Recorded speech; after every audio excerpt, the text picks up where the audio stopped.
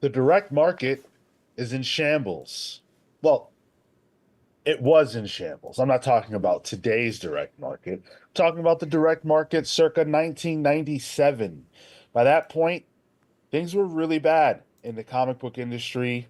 We talked about the high highs of the 80s and the early 90s, but as quickly as things got good and boomed, they bust. And things were in a dark spot by the late 90s. But something was coming that would change the fate of the direct market, at least temporarily, and make it seem as though Steve Geppy and Diamond were working out for the comics industry. But time moves on, and eventually we would reach the 2020s, and we all sort of know how that's been going. So we're going to take a look at the last 20 years of the direct market and answer some pretty tough questions about whether or not it's actually been a good thing for the comic book industry. To have this discussion, we've got Cale, What's up, hot dogs? Marco, What's up, other hot dogs? Tyler, Ah, What's up? Breakfast sausage? I don't. No, I didn't feel right. how you doing, hot links? Okay. Man, I'm You, like a Kale said I'm like more a- time to wake up. Okay. I'm like a machine with these things. The Lizzie machine. and I'm Sean. Thank you for being here. Whether you are live or in the future, make sure that you smash that like button. Smash. If you tend to enjoy what we do around here, if you're not familiar with us, stick around. You'll have a good time soon enough. What's up, Gerrans? Rami Darwish, good to see you. James Jones, always happy to see you. Kefis, my rival, is here. Hayden's Hideout, near, entertain me. Lucas Hallner, what's going on, my guy? Good to see everybody in the chat as everybody's filing in. Atomic Hound says burrito, Tyler. I haven't. I watched a binging with Bobish video yesterday about the best breakfast burritos in New York City. So Atomic Hound, that's on my mind. I believe that. Nice, nice. Kenneth Williams says top of the morning. I'm Top with of the you. Say it morning. 5 times fast. Top of the morning. Top of the morning. Top of the morning. Top of the morning. It sounds like Five. you're saying a Star That Wars was, character that was by four. the end. That was Top of definitely the morning.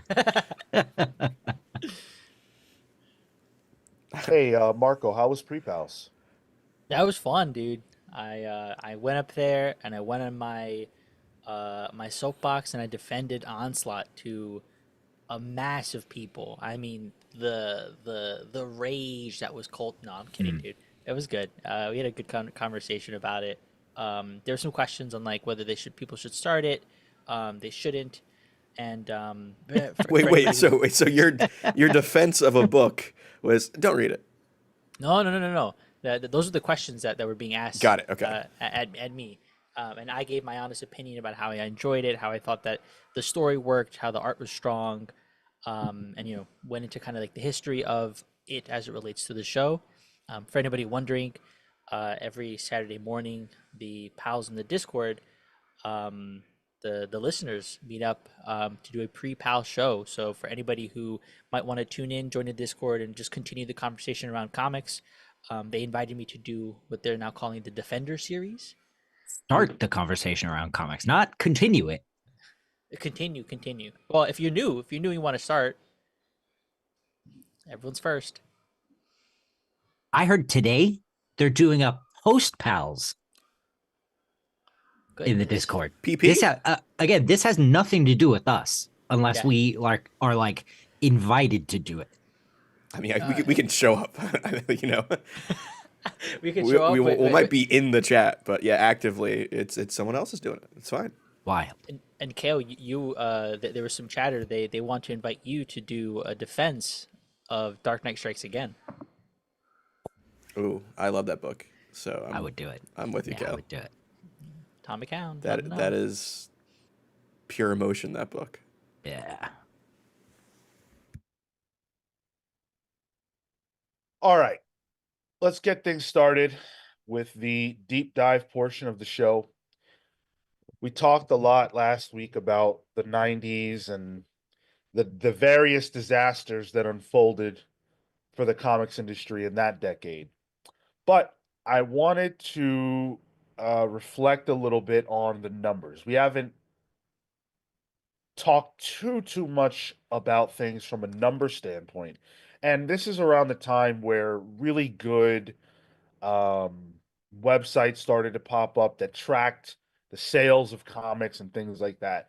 And I just think it's important to understand how bad things actually got to add context to what would come a little bit later on. So, um, let's start with 1990. So, Carol Kalish, we introduced you guys to her last week, I think it was, and Carol Kalish worked for Marvel as a part of their marketing sales team, and she put out an internal memo that on September 4th, 1990, that shared the sales from the prior month. So the number one selling book, anybody want to take a guess, or maybe you know what the number one selling Marvel title would have been in September, or I guess it would be August of 1990? I'm gonna say like a 1990. 1990. Probably a Spider-Man still, I'd say Amazing Spider-Man. Same. or Spectacular possibly. So it's you guys are right. It is Spider-Man, but it's adjectiveless Spider-Man number one, which Wow. sold. So there was a silver version. We're already doing the bullshit. There was a silver version that sold 1.054 million copies, and then a black version which sold 700,000 copies. Of the same issue number one. Yes. Okay. Damn. You can Was get one more violent than the other one, Sean? What's the difference?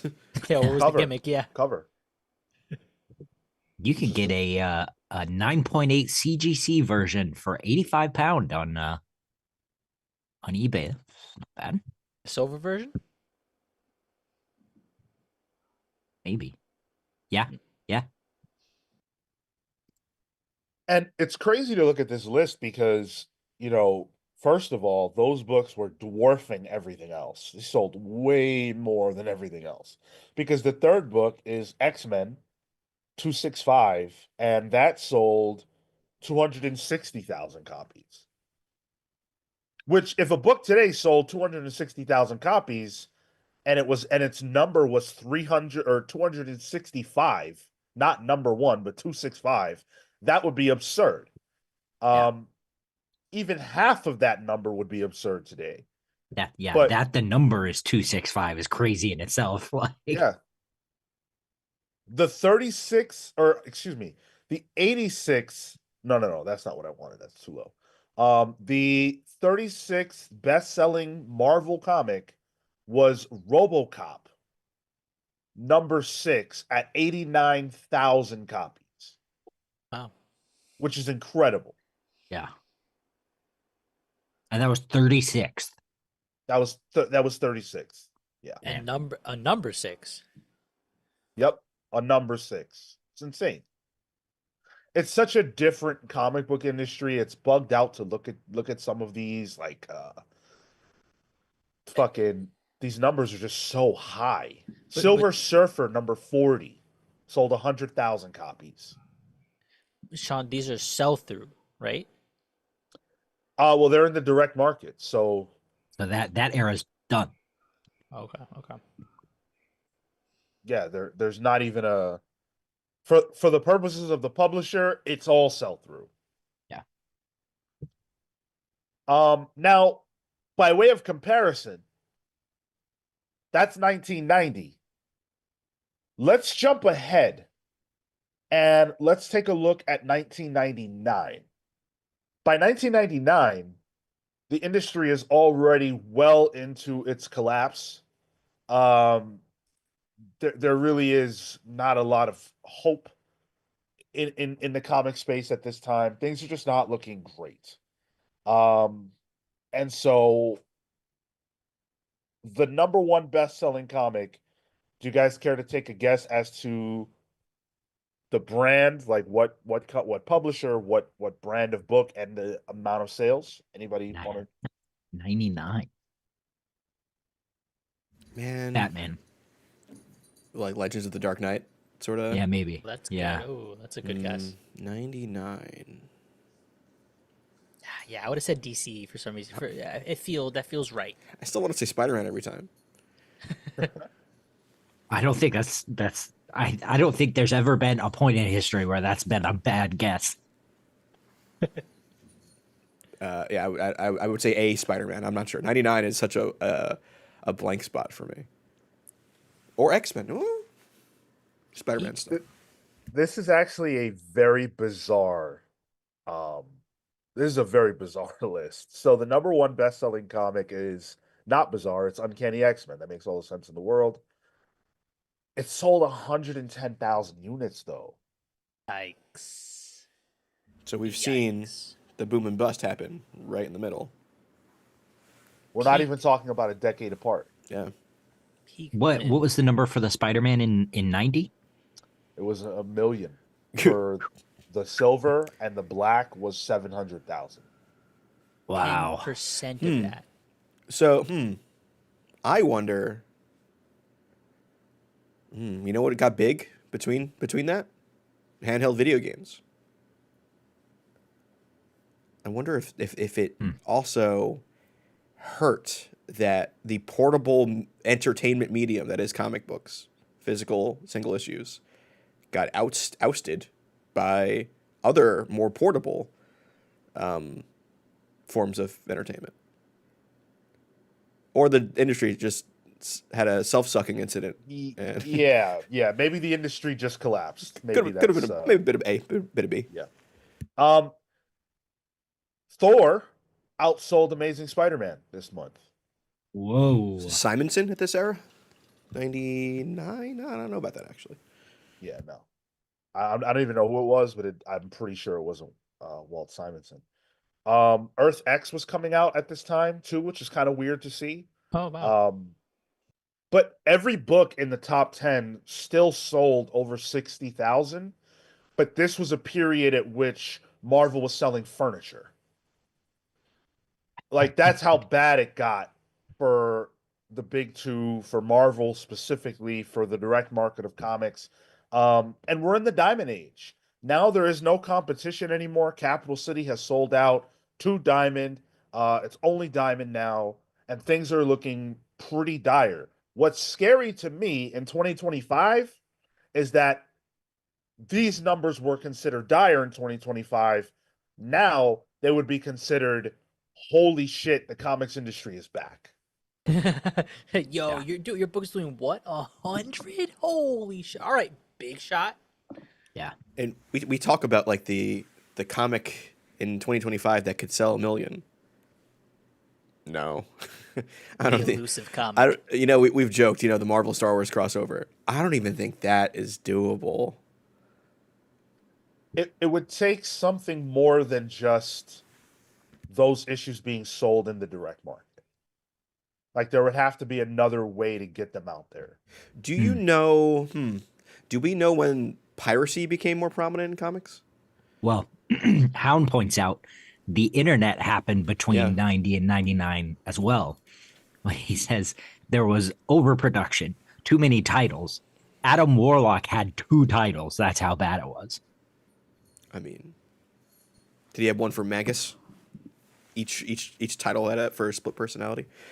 And I don't think at 99, I mean, people were probably still waiting 5 minutes to see a picture of Carmen Electra, let alone a full-on comic but they book. were waiting. That's 5 minutes. That could have been. Well, I mean, what do you do when you wait? You flip through a magazine. You flip through a comic. I don't know. Yeah, I'm not sure when comics piracy got hot, but again, the real focus and the real reason why ultimately all of this is happening is the collapse of the market. And you're seeing maybe the real amount of people who were actually buying the books at this time. Because, the Spider-Man number from 1990 is very impressive, right? But how many of those were double dips? How many people wanted to have both covers, Yeah. the silver and the black? Or how many of those were bought at such a volume that there's a reason all of those comics nowadays are 90 cents below value for even then, right? Like that's why I asked earlier, like since that's all sell through, right? That all that means is the publishers sold, but the retailers didn't.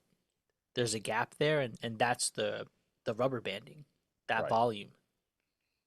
Yeah, it's sort of the opposite problem of the one that existed before, where uh, the newsstand market had the ability to just send the books back, and that caused a problem for the publisher and there was no risk on the side of the retailer. But in the direct market era, all the risk is on the retailer side. So when you do have nearly 2 million copies sold, um, how many of those actually landed in the hand of an eager fan wanting to read comics? Half. Maybe not even. Who knows? Yeah. It's impossible to know. And I think that is, you have to admit, that's a flaw of the direct market. Um, that there is no real way to know your actual audience because of you don't necessarily know how many individual copies sold. So Diamond has fully ascended by this point. They are the top dog. They are now the only distributor of note in the entire comics industry.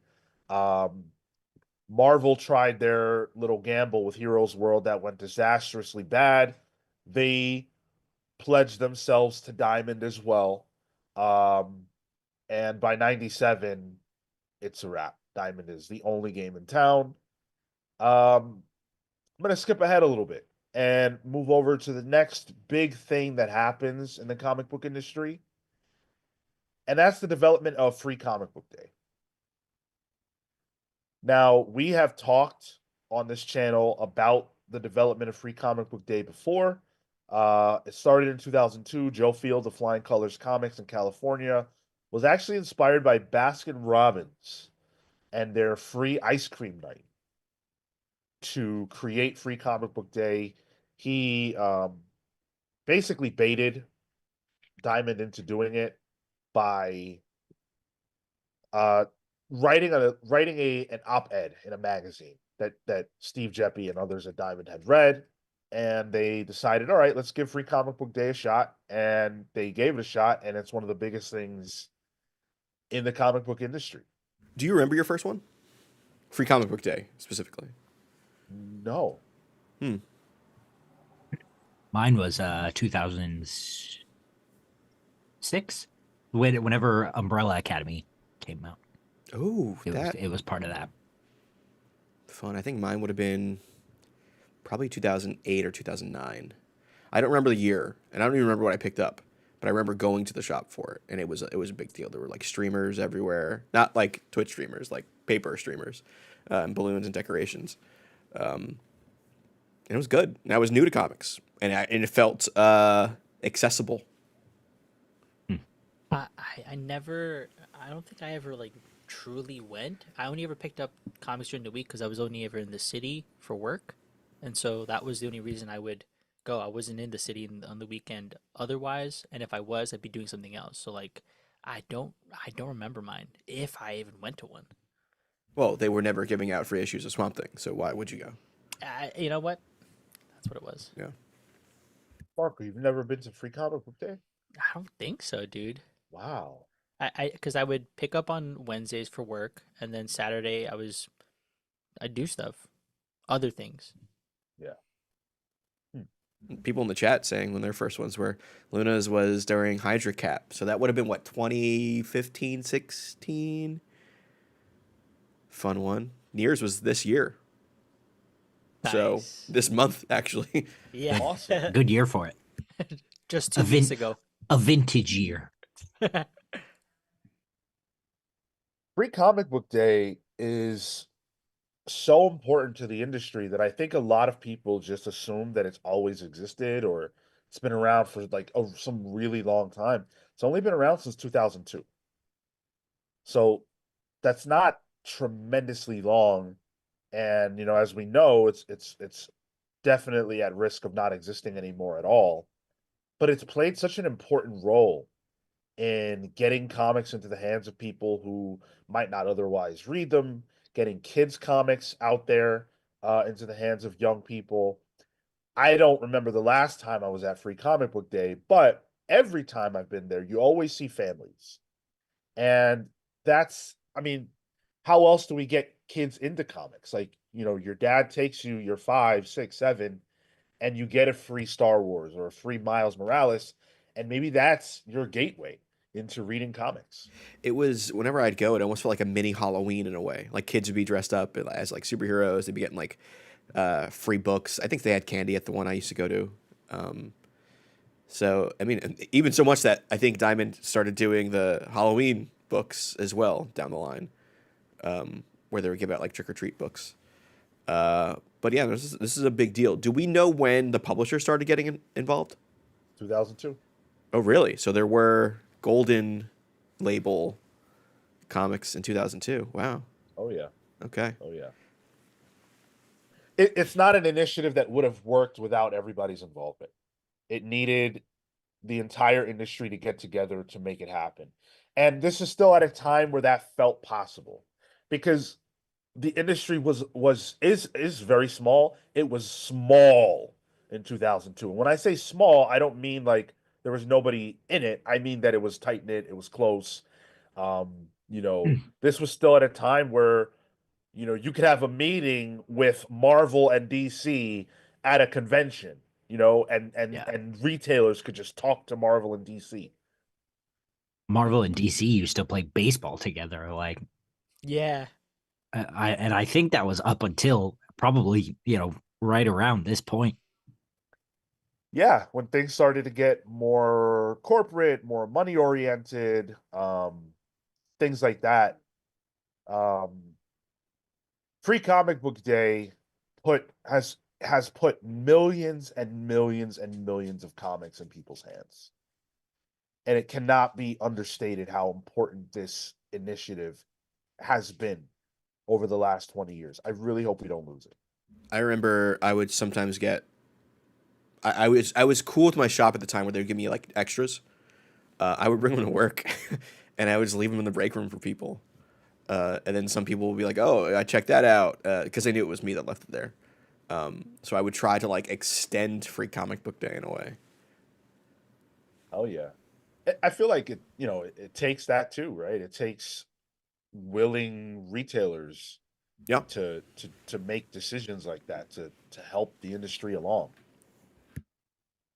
Um so yeah, Free Comic Book Day, very big deal. The other thing that was happening at this time though, that was a huge deal. There were three things that I think allowed for a resurgence for comics. One is Free Comic Book Day. The second is the rise of the trades and graphic novels in the book market, the book channel. Um, Before the 80s, you really didn't have traditional, what we think of as trades, by and large. Um, you might like you might have had some stuff. I know that in the 80s they started to make trades for like really old stuff that was just completely unavailable. But trades for things that were currently going on didn't really start until 86-ish with DC and the Dark Knight. Why am I blank? The Dark Knight Returns, Watchmen. Those were really the first books to get in the direct market from the big two to get trades. And then from that point forward, you started to see them with like Dark Phoenix Saga, stuff that was currently happening. So by the 2000s, this is a real deal. People want comic book trades and they want them outside of comic book shops. And so Diamond started to strengthen its partnerships with other kinds of retailers like whatever the equivalent of a Barnes and Noble would be, and get trades into these channels, and it really helped. So Diamond was working with getting these trades there. So like a Walden Books or Books a Million, I guess would be the ones that jumped to mind around this time. Okay. Huh. Yeah, it was right around this time that they started to try to strengthen their relationship with those companies um, in order to get comics there.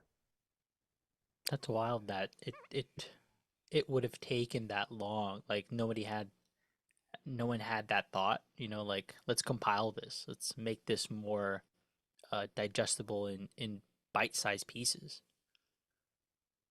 It's a No, go ahead. I was gonna say it's a shifting of what they understand monthly comics to be. I mean, it originally was a churn. It was like, all right, you're gonna read this and throw it out, and then if you want to read it, you'll just pick it up wherever. If it's issued under 173, that's your first issue then.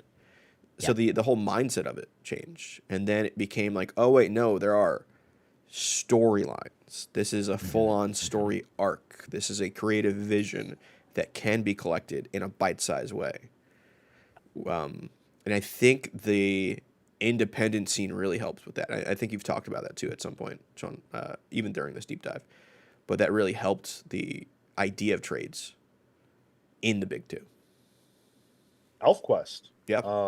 That was a big one. I would imagine, I don't know, again, I don't know a lot about it, but I would imagine Bone probably was one of the books that was being collected and doing quite well outside the direct market. Well, Bone in particular was one of my first. That would have been that would have been right around that time, middle school age, later I guess. But at the time would have been collected enough that there'd be an ongoing series. There were like 9 volumes of that thing. Yeah, the same year we got Free Comic Book Day, Diamond Book Distributors was founded. And that was founded directly to facilitate the relationship between Diamond and the book channel. I mean, and the book channel had confidence in comics as a medium. Like Captain Underpants was 97. Hell So yeah. for young people, like I was reading Captain. I had Captain Underpants when it came out. I remember going opening day, because there was like ads for it in the Barnes and Noble near me, which I would eventually work at, which was pretty funny. But yeah, it was huge back then. So it's weird, right? Because Marco just said, and I agree with it, like how like people didn't think that they should collect the books. It's a weird thought now to be like, wait, how are they that short-sighted? Um, Diamond has no part to play in that, right? That's all up to the publishers who are making so much money just selling floppies. So much money. And they just didn't I guess you could say they were short-sighted in that regard. They didn't see anything outside the direct market. They had their blinders on. Even trades would have been made to sell in the direct market. And even the content of the books was made for the single issue. Like it's a soap opera. They would repeat constantly. It would reiterate parts of Superman constantly throughout every single issue, because it could be your first or only issue that you read of that.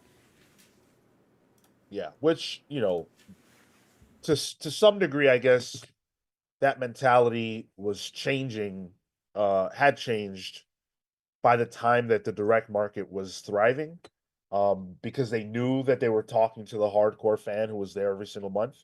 Um, but yeah, common sense with the 4.99.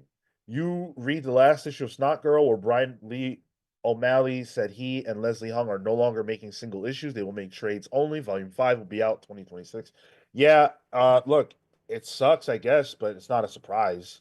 They went on a massive hiatus. They're not Saga. That book was, very good and popular, but not Saga popular. And Saga's had some trouble bouncing back. So it doesn't surprise me that a much smaller book couldn't do that. I think there are a lot of books out there that could benefit from doing this kind of format. Lazarus. Yeah, I think Lazarus already is making the transition. I think so, right? You can lie to me about Lazarus all you want. I don't know what's going on there. I'll say yes to anything. But it's interesting that even now, right? Writers, creators, artists are thinking about it in those ways. Like, a lot. There's been, I feel like, a larger explosion of graphic novels and albums more so now that becomes more of the move than it does the floppies. I mean, look, we're going to talk about it more. It's not a disputable fact that trades sell more than floppies do. It's just the way it works now. But I think, I mean, I don't know. To me, anything that goes on that long of a hiatus, anything, especially if it's fledgling already, is it's not gonna, it's gonna be tough. So, um, the third thing that happened around the same time, though, has not much to do with the direct market business per se, but Marvel and DC caught fire in the 2000s. Ultimate Spider-Man drops in 2001. The Ultimate Universe then is now a thing, and Ultimates is kicking ass. Brian Michael Bendis gets started on the Avengers, with Avengers Disassembled, somewhere in that same space. And we know how great that was. Both the big two are putting out comics that are reminding people why they love comics so much. And it's bringing back so many of the people who stopped reading books in the 90s. And it brought on a lot of people who never read comics. 3 out of the 4 people that are here right now got their start reading weekly comics in the 2000s because of how good they were. And I got to imagine a lot of the chat is probably in that same space. Yeah, it wasn't even just necessarily that they were reminding people, it's that they were, experimenting with that new uh longer form storytelling, the what's the word for it? Decompress. Decompress, thank you. And Bendis was the king of that at the time. And it just made it must watch entertainment. Yeah, I mean, you've got the rise of Jeff Johns at this same time. Um, there's so many of the creators who we talk about today who made their bones in this era. And I wanted to compare and share the numbers from 2006. Now, obviously, we're jumping ahead a little bit, but I would say that by this point, both big two companies are firing on all cylinders. 2006 is a big year for the direct market. And so here are the numbers. Anybody want to take a guess? The best-selling comic in September of 2006. Oh, six. Civil War. Nice. Well done. Uh, Civil War number 4. 4. Okay, I was gonna ask which number. Yeah. Hell yeah! Oh, I wow. fucking read comics. Is guys, that friends. You Peter were only Parker? just born in 2006. Calm down. Yeah, they wrapped you in one of these Damn. issues. Was that the Peter Parker reveal? I don't think I don't remember where he does that in the so. story. It's where they fight fake Thor. Oh, so Death of Goliath. Okay. Ragnarok. 272,000 copies sold. Wow. Damn. That's a tremendous number. 272, you said? Yeah. Huh. Okay. Number 2, best-selling comic, Justice League of America. 143,000 copies sold. And on and on and on. The top 10, all the books in the top 10, up until the 12th best-selling book, which is Wolverine Origins, every book there is selling over 100,000. Even Civil War Frontline, a tie-in book, sold over 100,000 copies. I remember Wolverine Origins too. That was man. Who wrote that? Asada? Charles Daniel Soule? Way. It was Daniel Way, maybe. Daniel Way. Yeah. Daniel Way. Yes. Not related to either member of MCR. I was that good? Was Wolverine Origins good? It was I it was one I of my like first it. it was one of my first Yeah. comics. The I Simone Bianchi covers really Yeah. jumped out to me at the time. I was like, "Oh, this looks like nothing else out there." it's very controversial because people don't like that Wolverine has an origin. Right. But Right. even then, like, it's not still very clear. Like, it's Yeah. still mishmashy in his head. But yeah, that one jumped out to me for sure. Ultimates 2 was happening around this time. Wow. Man, this is such a throwback. If you're around our age and you look at this list, man, This is my it's time. just it's Yeah. yeah. Yeah. Don't Yep. loop me in with you old heads. Where's Initiative on this list? We weren't. Did Initiative debut yet? Maybe not. Actually, No, no. yeah, I know it would it's have gonna been be well after. post Civil War. Number 6, 7, 8, and 9, by the way, are 52. The series 52. Sure. That's crazy. Oh, because it was weekly, It's right? weekly. Yeah. So Yep. Yep. Yep, issues 11, 12, 14, and 15. And 52 was where it was at too. Like Yeah. that series Wow. was hot. I have a couple of like key issues from 52 that I just wanted. I have like the first Kate Kane. Yeah. I have the ones where like Booster Gold was back in prominence during that as well. What's kind of sad looking at this list, though, is that it takes until the 58th spot to catch a non-Marvel or DC book.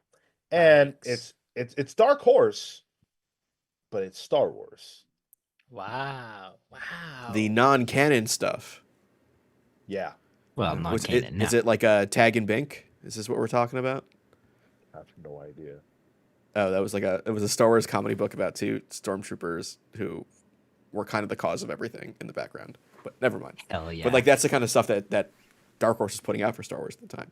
That's what like Lo Baka. It was a Wookiee with a lightsaber. 84th place is Why the Last Man, which is the DC comic, but at least it's not Vertigo. It's like, yeah, Is exactly. that the first appearance of Vertigo on that list in the 80s? Yeah, Oh. this is the first appearance of any non-big two like creator owned type of thing. Okay, creator owned. Because I guess there would still be Vertigo books, but they could have been DC book, like DC proper. Yeah. They get categorized as that. That's wild though to think that 58th, like by comparison now, where an Image, where a Dark Horse, where an IDW stand, either the quality or the tastes of individuals have expanded that far that now they're getting more of a chance. And this is 06, Sean? So in 5 years, the indie boom happens. Yeah. Within 5 Yeah. years.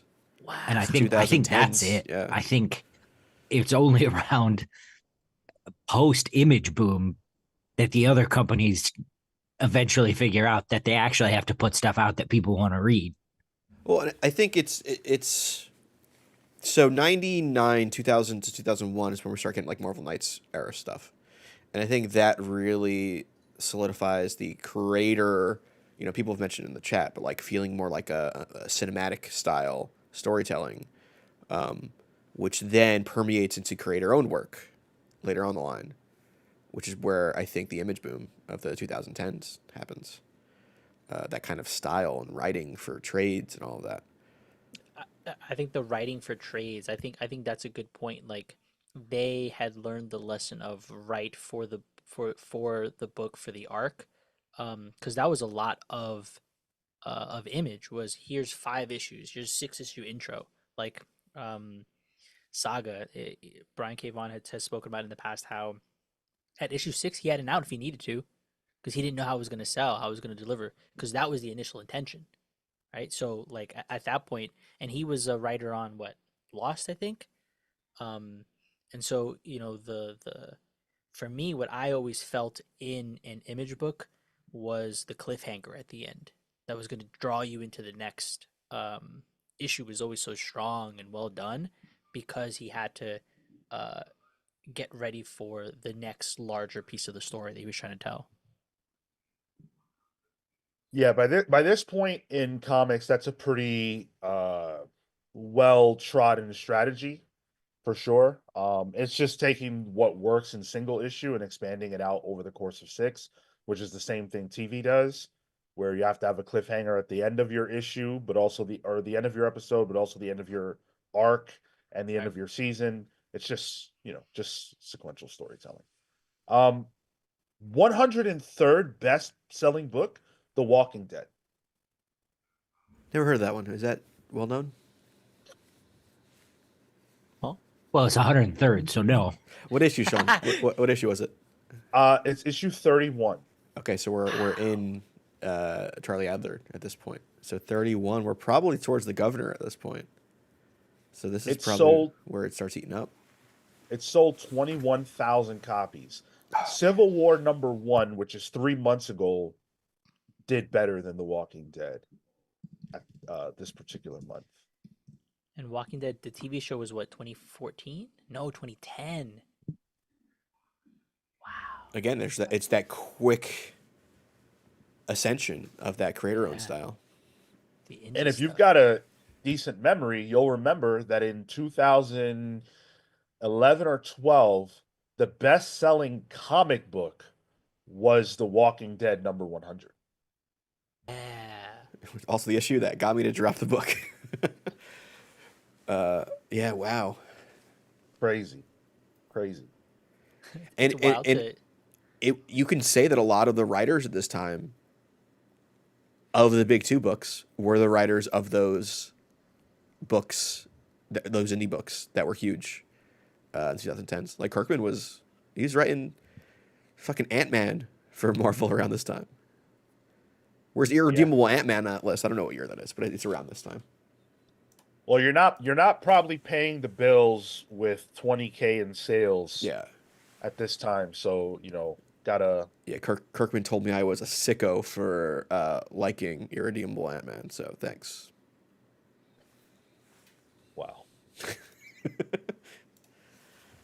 Um, people always say that they talk a lot about how bad the sales of comics are, but I think the 2000s kind of proved that if you can put out good comics and you can make people feel engaged by the material, they'll show up. And is there so I know the overall number of comics being sold is less. And that's what people keep harping on, like, oh, nothing's gonna sell like in the 90s. Yeah, of course not. The price of the comics was different too. Is the price of comics and the way the price has risen, I guess I don't know the math terms for this, but does it correlate to the amount of sales to where it's like almost the same? Does that make sense? Yeah, it definitely makes sense. And what you're talking about is something that Dan Didio has talked about a lot. And it's something that we kind of addressed in an earlier episode. So the direct market, the one thing that you can objectively say is bad about it is that it eliminated discoverability because you didn't have the passerby of the newsstand anymore. So the idea was, all right, we have our audience locked in, we've got them in these shops, let's raise prices because that's the only way that we can guarantee generate more money since we don't have that passerby anymore. So the raising of the price is the way to try to generate more money to offset what is lost in volume sales every time. You can either have volume or you can have higher price. And the comics industry has to choose higher price because they don't control volume. It's also worth pointing out that in 2006, um, it let's see, the average comic book costs about, let's see, out between 250 and $3 is the average cost of a book. Now, yeah, somewhere in there. Now if you look at 99, Uncanny X-Men was $1.99, but X-Men was $2.99. There were some books that were 250, it was floating between 199 and 299. So even by 1999, we were hitting that $2.99 marker. So even before the turn of the 2000s, people were drawing the line at $2.99. It's because that would become a hallmark of DC Yeah. Later on, but by 99 we were already kind of seeing it. So think about how long the price of comics was kind of flatlined. And I don't want to argue for the increase in the price of comics. I would not do that. But it is interesting to see how little it's changed in that, in 25 years? Like, sure, we're really seeing it now, but it went a good while without changing. From the late 90s until 2015. 15 plus years. That's pretty good. And Sean, what was in 2006? You said it was, what was the biggest selling book in terms of volume? Oh, 272,000 copies. 50 times 272. Uh-oh. AI Marco is calculating right now. I'm just curious, like, all right, so we got 680. Let's just assume that issue is 680K. We had about sales for what, Absolute Batman at 499 of, let's just put it at 400K. 2 million. That's in that case, 10x increase in return, I guess, or not in return, but in sales cost.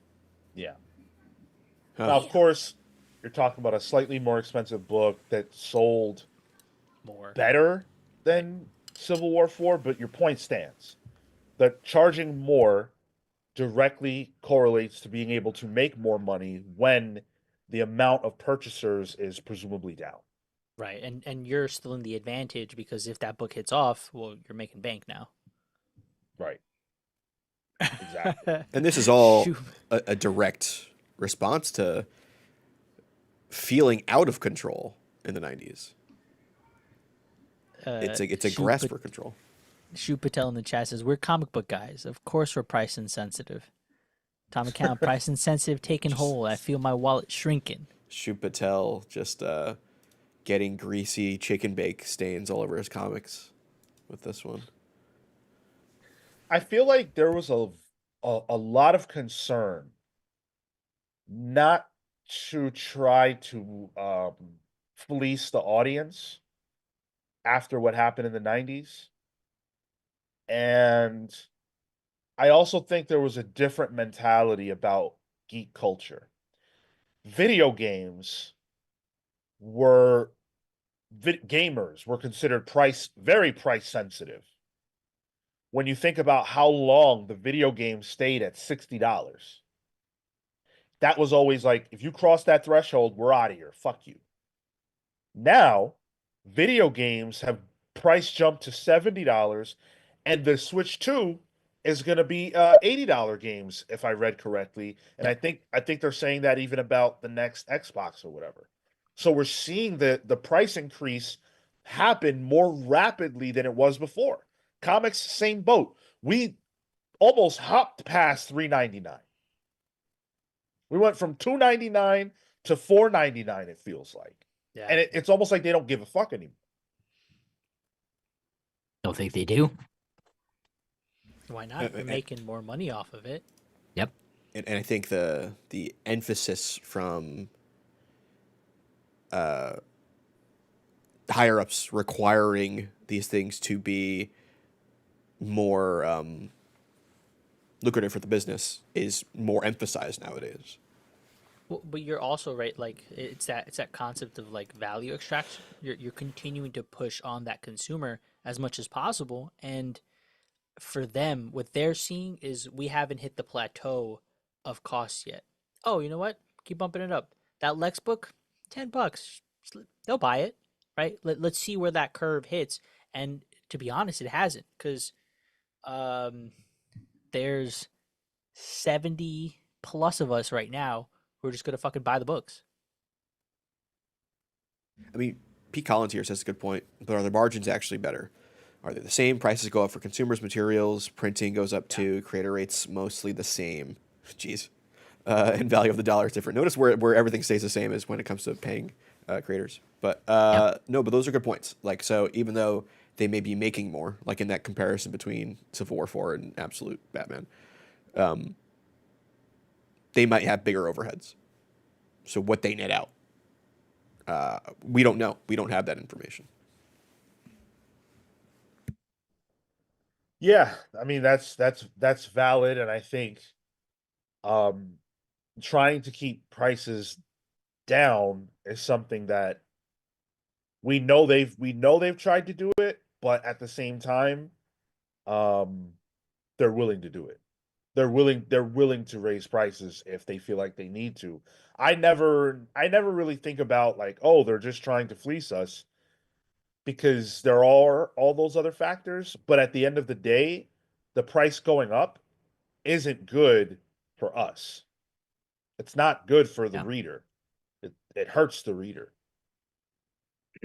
I would That's definitely nice. feel less fleeced if I knew that that money was going more toward the creators.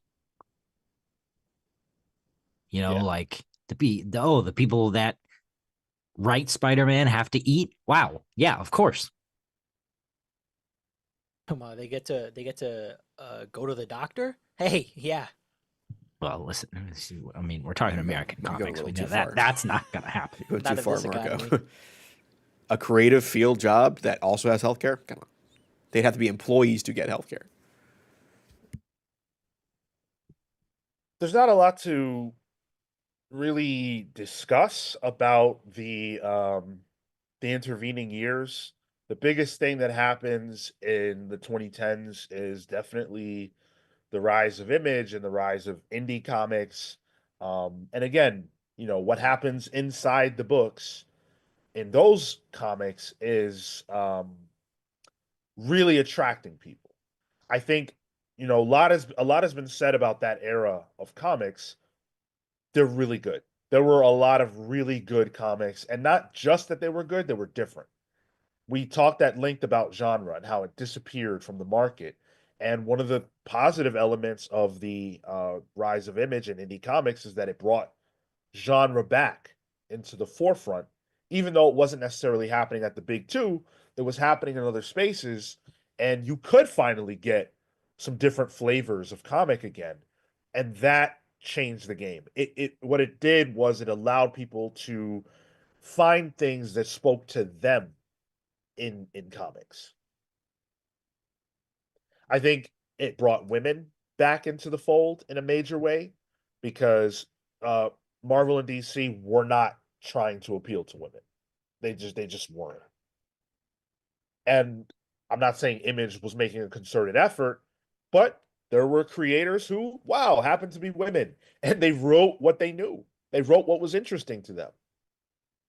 Yeah, that shift of women in Image Comics arting as artists and writers and colorists. Jordy Blair, shout out, um, was a big deal that then forced the big two to also do the same.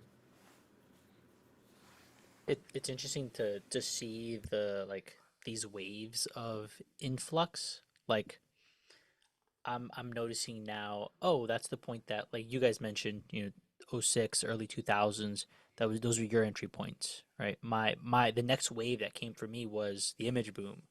I imagine after that the next wave would have been a New 52. After that the next wave could be, I don't know, friggin' the stuff we're in now, right? All in, or Energon even. And so uh, it's curious to see how the market reacts and adapts to some of those different things, um, and still sticks around despite all the things that happen to it.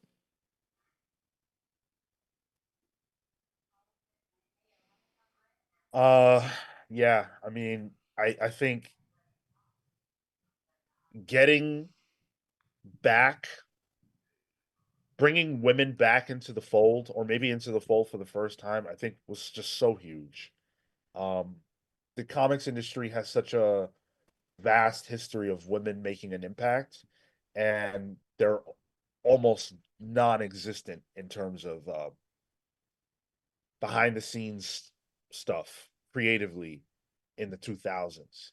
And so once we can start to see more women in the fold, I think that look, even if you don't give a fuck about morals or anything like that, just from a business standpoint, if you're not alienating a potential 50% of your audience, that makes sense. That's a positive thing to do for business. It also varied the quality of the creator, the creations, and the types of books. Like, you know, like bringing women into comics helped reinvigorate some of the lost stuff that we lost when genre was left out of comics. You know, I think of like those early 2000s, maybe later on, but like maybe it's going a little further. But remember when Kate Leth's Patsy Walker Hellcat came out? When was the last time Marvel put out a young a young kind of romancy type book? When it was probably called Young Romance right before they got rid of it. Yeah, absolutely true. But yeah, like the 2010s era, you got a lot of, ups and downs in terms of sales. I looked at all that. It's interesting to me, but maybe not to you, so we'll skip all that. Um the next big thing is the COVID era. And in 2019, comics were doing pretty all right. Like they were in an okay space. 2020 rolls around, and obviously we all know, what happened with COVID. COVID hit the comic book industry like a Mack truck. Um, and the industry has such a long history of being affected by other things happening in the world and having to react to them. And COVID was no exception. COVID nearly took the entire industry of comics down. The direct market's biggest strength is having retail stores that people can go to directly purchase books. And COVID created the antithesis environment for that. Almost took this podcast down. I was listening. You guys didn't have anything to talk about for a while. Sure, we did. We had this to talk about. I guess so, yeah. Collapse, bro. Live. It was the same as our weekly diamond conversations at this point. It's Yeah. like, Absolutely. March 24th, 2020. I'm sure we all remember when we first heard about COVID. This was when Diamond reacted to COVID, and they announced a halt of all the deliveries of comics. So the only distributor in town, the only major distributor in North America for comics, says we're putting we're putting a halt to work. We're not shipping comics anymore, which is basically telling the entire industry pencils down. And this is when books were scheduled to come out. Yeah. And orders already happened, right? Sure, absolutely. Yeah. Of course. And so they not only did they say that, but they said we're not paying you for anything that you do in this time period. We're not going to pay you for anything. So I am not going to say that Diamond made a mistake. I don't believe that. I think that was probably the right thing to do, in the sense that they were stopping or doing their part to stop the spread of COVID. I'm not going to say that was wrong to do. There are people who disagree with that. There was so much unknown in March of 2020 that I don't fault anyone for making decisions that, with hindsight, you might not have made. Everyone was kind of just running with the information we had. And the facts of the situation were deadly. Like people like to talk now about COVID like it's this, that silly little virus we had. Well, no, millions of people were dying, right? and they were talking about it like that then too. Sure. But even people who at that time were scared out of their pants now joke about COVID like it wasn't really that big of a deal, but it really was. This shit was Yeah, ravaging nursing homes at this point, you know? I was like the first ones to really experience that. And again, comics are very hand to hand. It's a physical thing. It's something you're touching. It's something that's being touched by more people than just you before you get your hands on it. So COVID could get you. The fucking guy packing Amazing Spider-Man in Diamond's warehouses, ships it to my LCS. I touch it. Now I've got fucking COVID and I die. You know what I'm saying? Like, that's very real. Even the printer, like when it goes to the printer, like they have to, there's people in those areas. Like, and it wasn't, what's the word? Like necessary, because it was just a entertainment thing. So it wasn't like a hospital. Yeah. What's the word they used back then? Essential. There Essential. we go. Yeah. Yeah. You know who was really angry about this? DC. DC was really angry. I don't know if you guys remember, but when right after Diamond announced this, DC was like, "Yeah, nah, we're gonna figure out how to ship directly to stores." Before they created any partnerships with anybody else, they figured out how to ship directly to comic shops. Yep. So that people could get their books regardless. Yep. And this is just this was another shift at post 90s of the publishers wanting to shift more of the control from the direct market for themselves. You know, they could change the price so much, but no, this was a drastic shift, and COVID was the opportunity for them to take it. Yeah, the same way that Marvel, well, we're getting into basically DC on April 17th announced a partnership with Lunar and UCS, which are actually standing retailers, DCBS, Discount Comics, whatever, and Midtown Comics. Those retailers became distributors overnight to facilitate, at that time, only DC's needs, which is not different than what Marvel did with Heroes World. You could say, it was a more measured decision.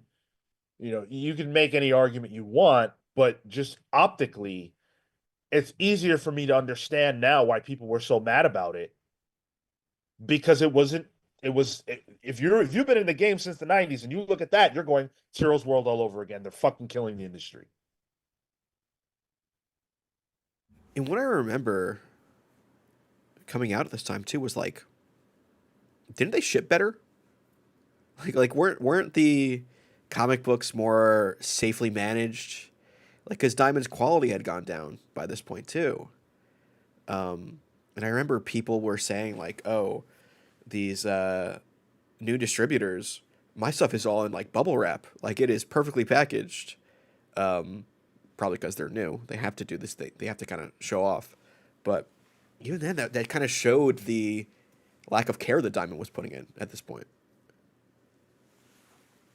Feel like I remember conversation around it, but I thought it was a little more even, kind of across the board from what I remember.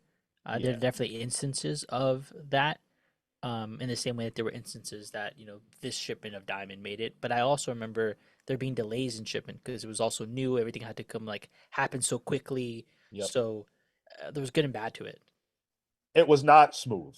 Yeah. It was not smooth, and there were a lot of problems. There were shipping problems. There were damage problems. There still are damage problems. No distributor is immune from that.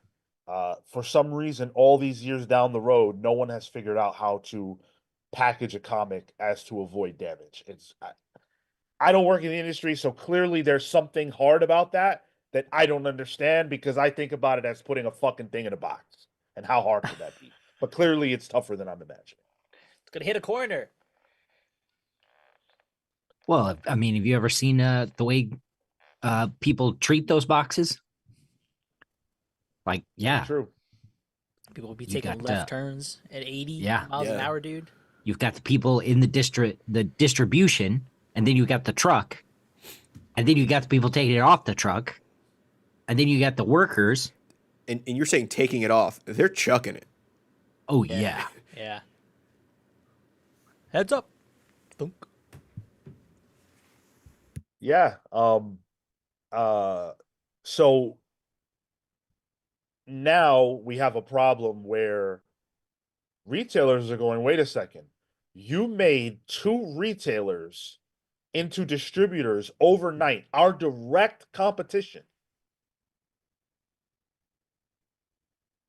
That did not fly well with retailers. Retailers felt abandoned by DC. They felt alienated by DC. This was the 2020 and 2021 specifically were very anti-DC years in the comic space because not only was this going on, but a lot of people felt like their output wasn't very good.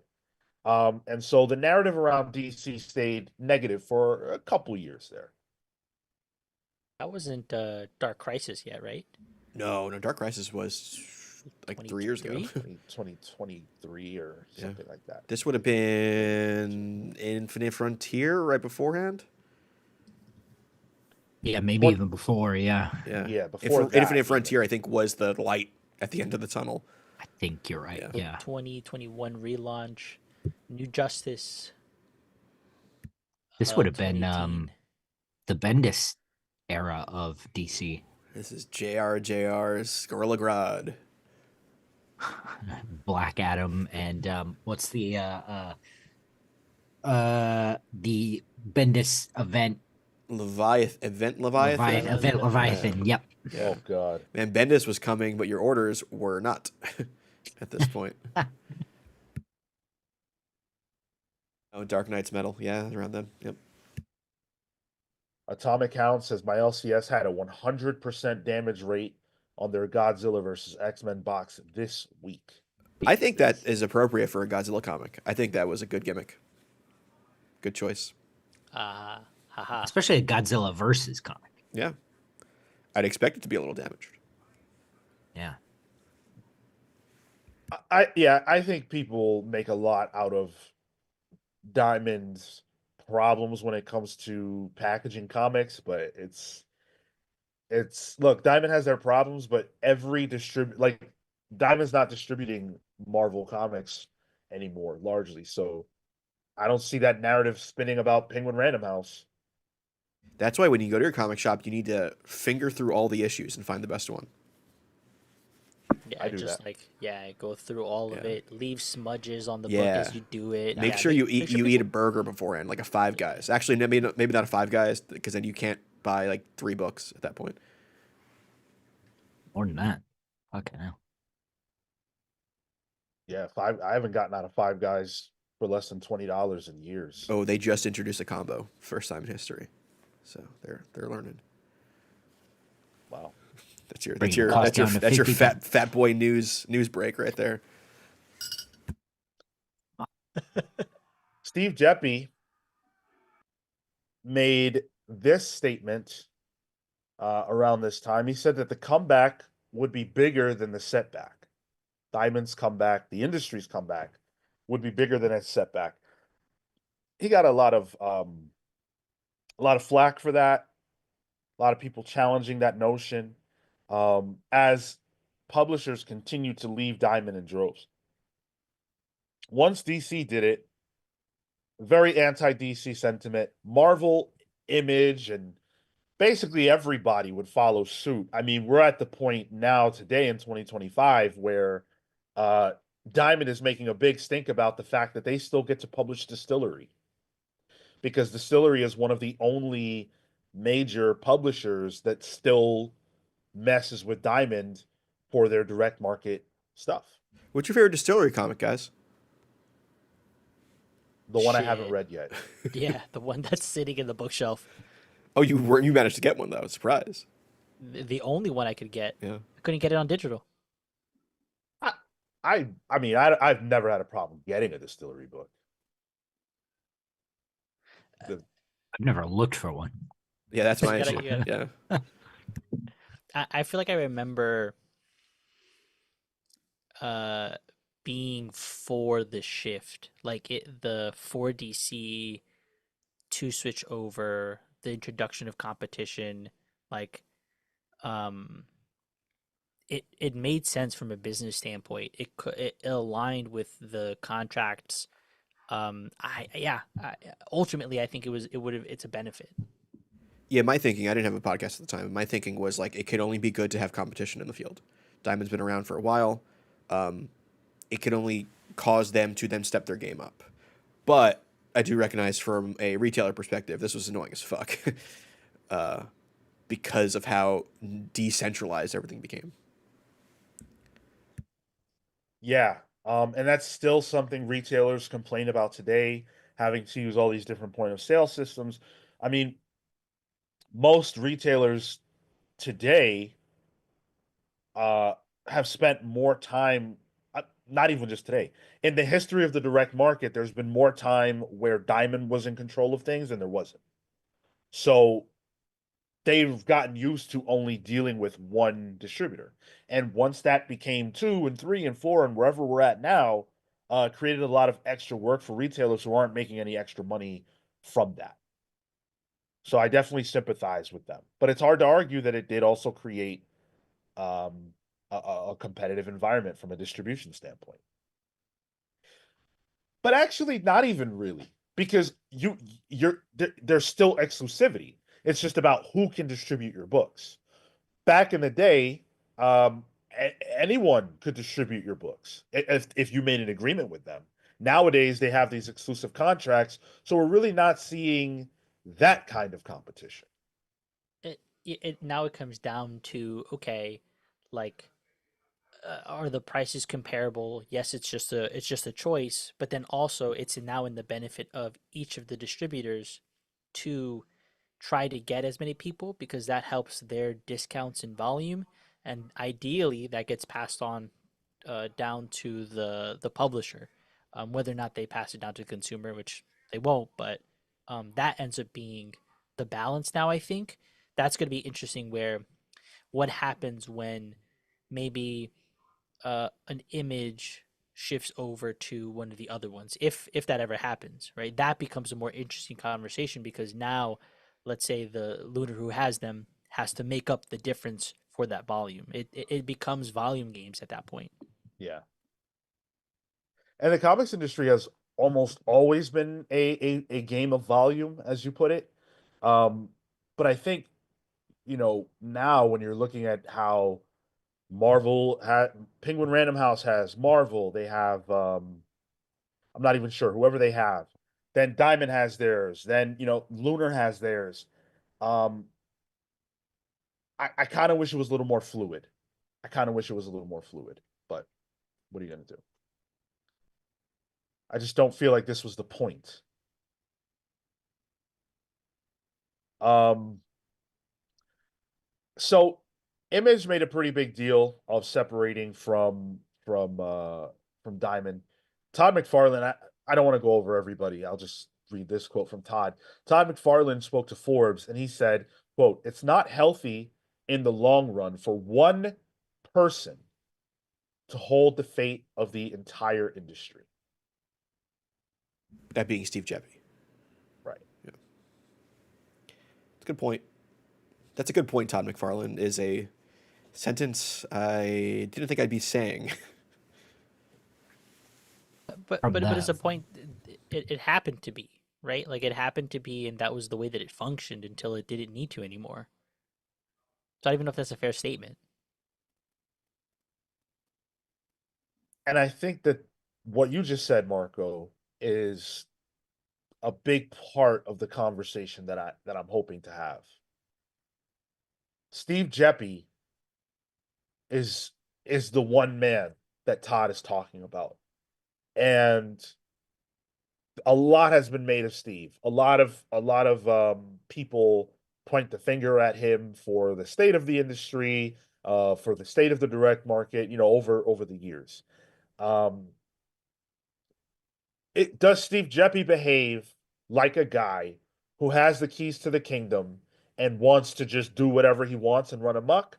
Or does he behave like a guy who recognizes his responsibility to the industry and does everything he can to be an ally to it.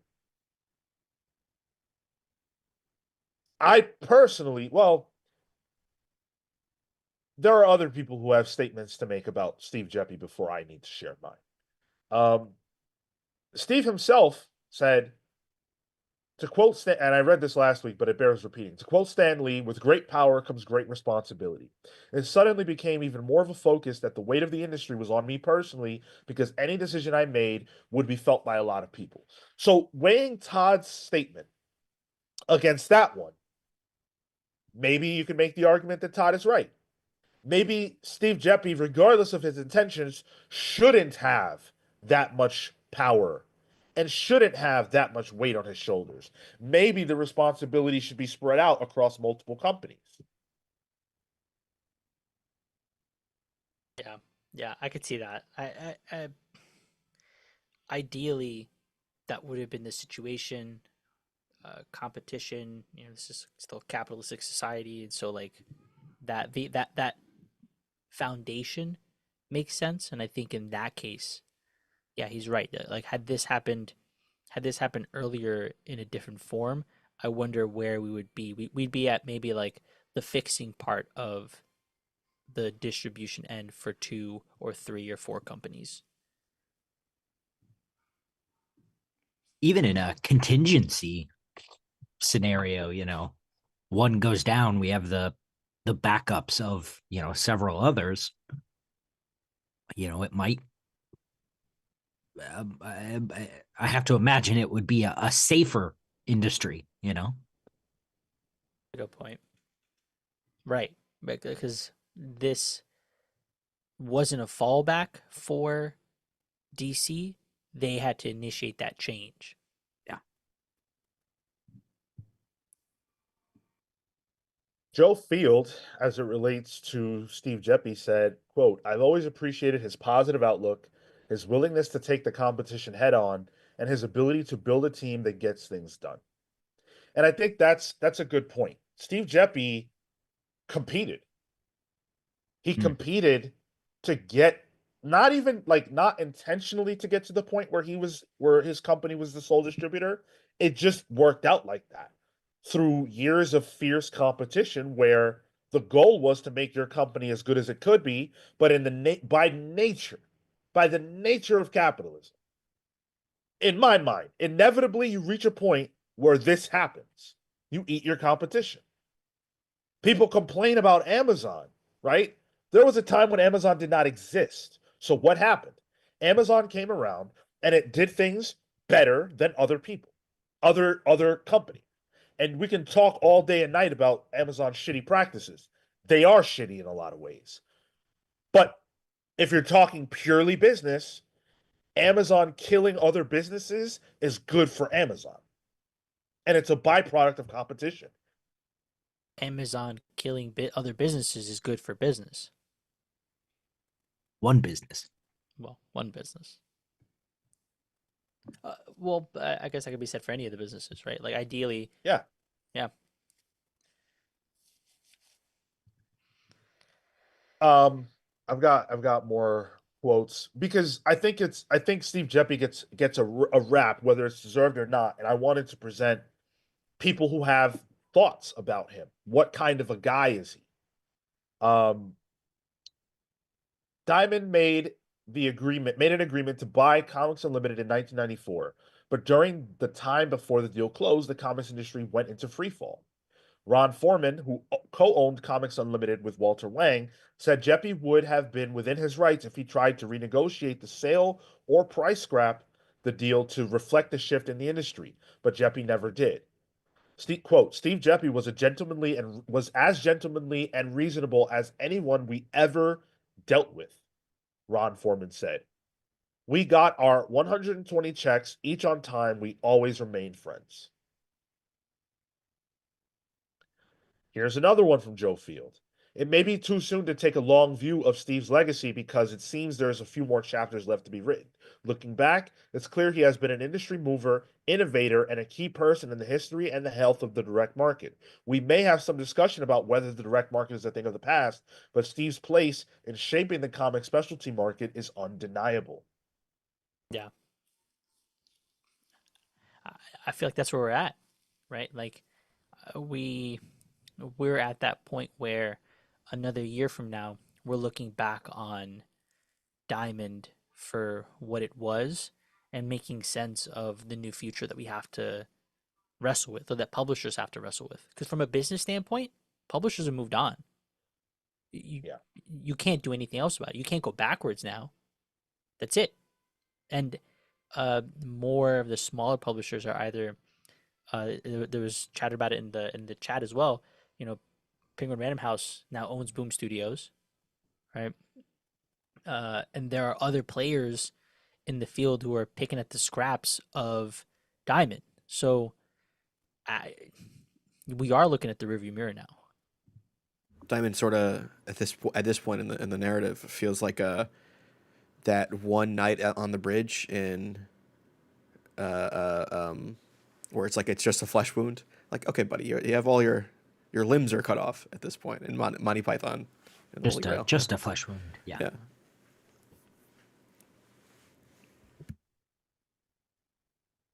Steve Geppy, by all accounts, as far as what I know,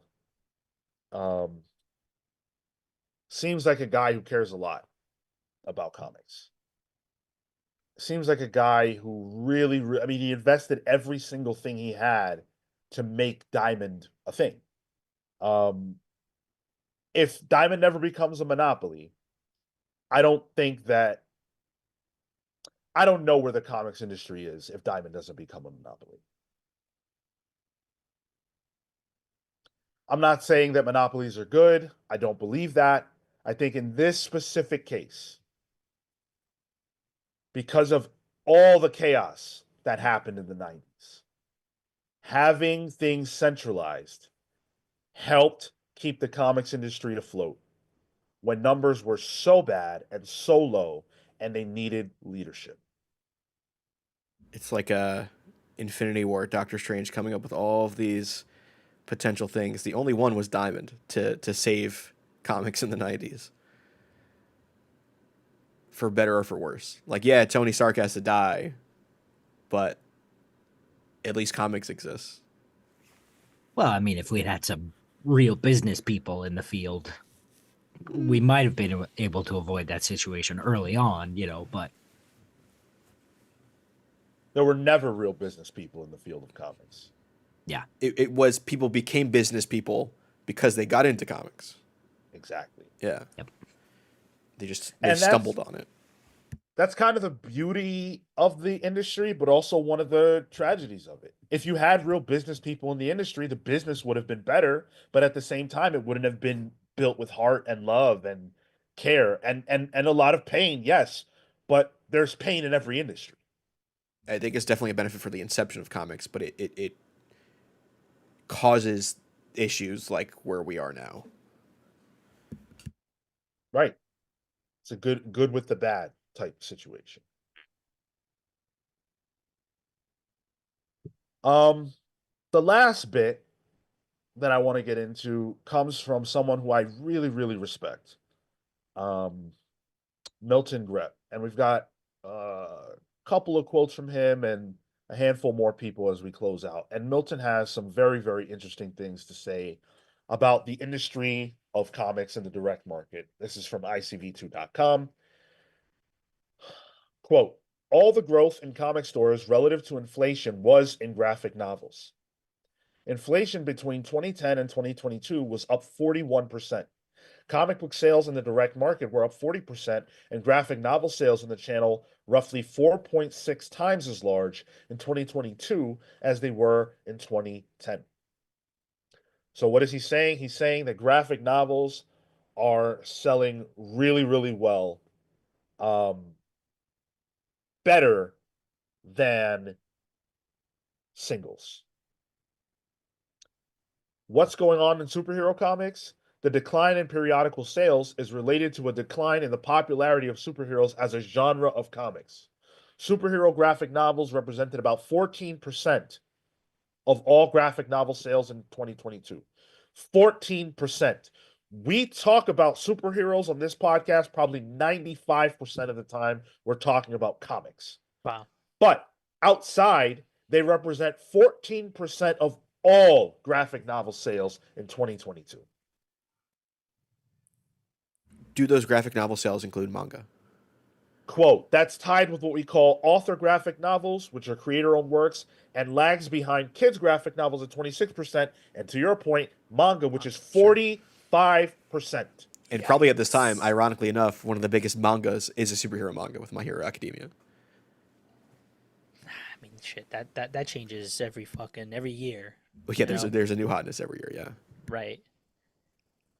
Damn, 14% as categorized as a genre. Right. So I guess Exactly. actually, so then, well, then it was about 50% for the other one. You said 28 for kids, Yeah, 26, 26. And how much for manga? 45. So you're saying we should shift to become a manga podcast? Is that what I'm reading from this? Look, dude, it probably wouldn't hurt.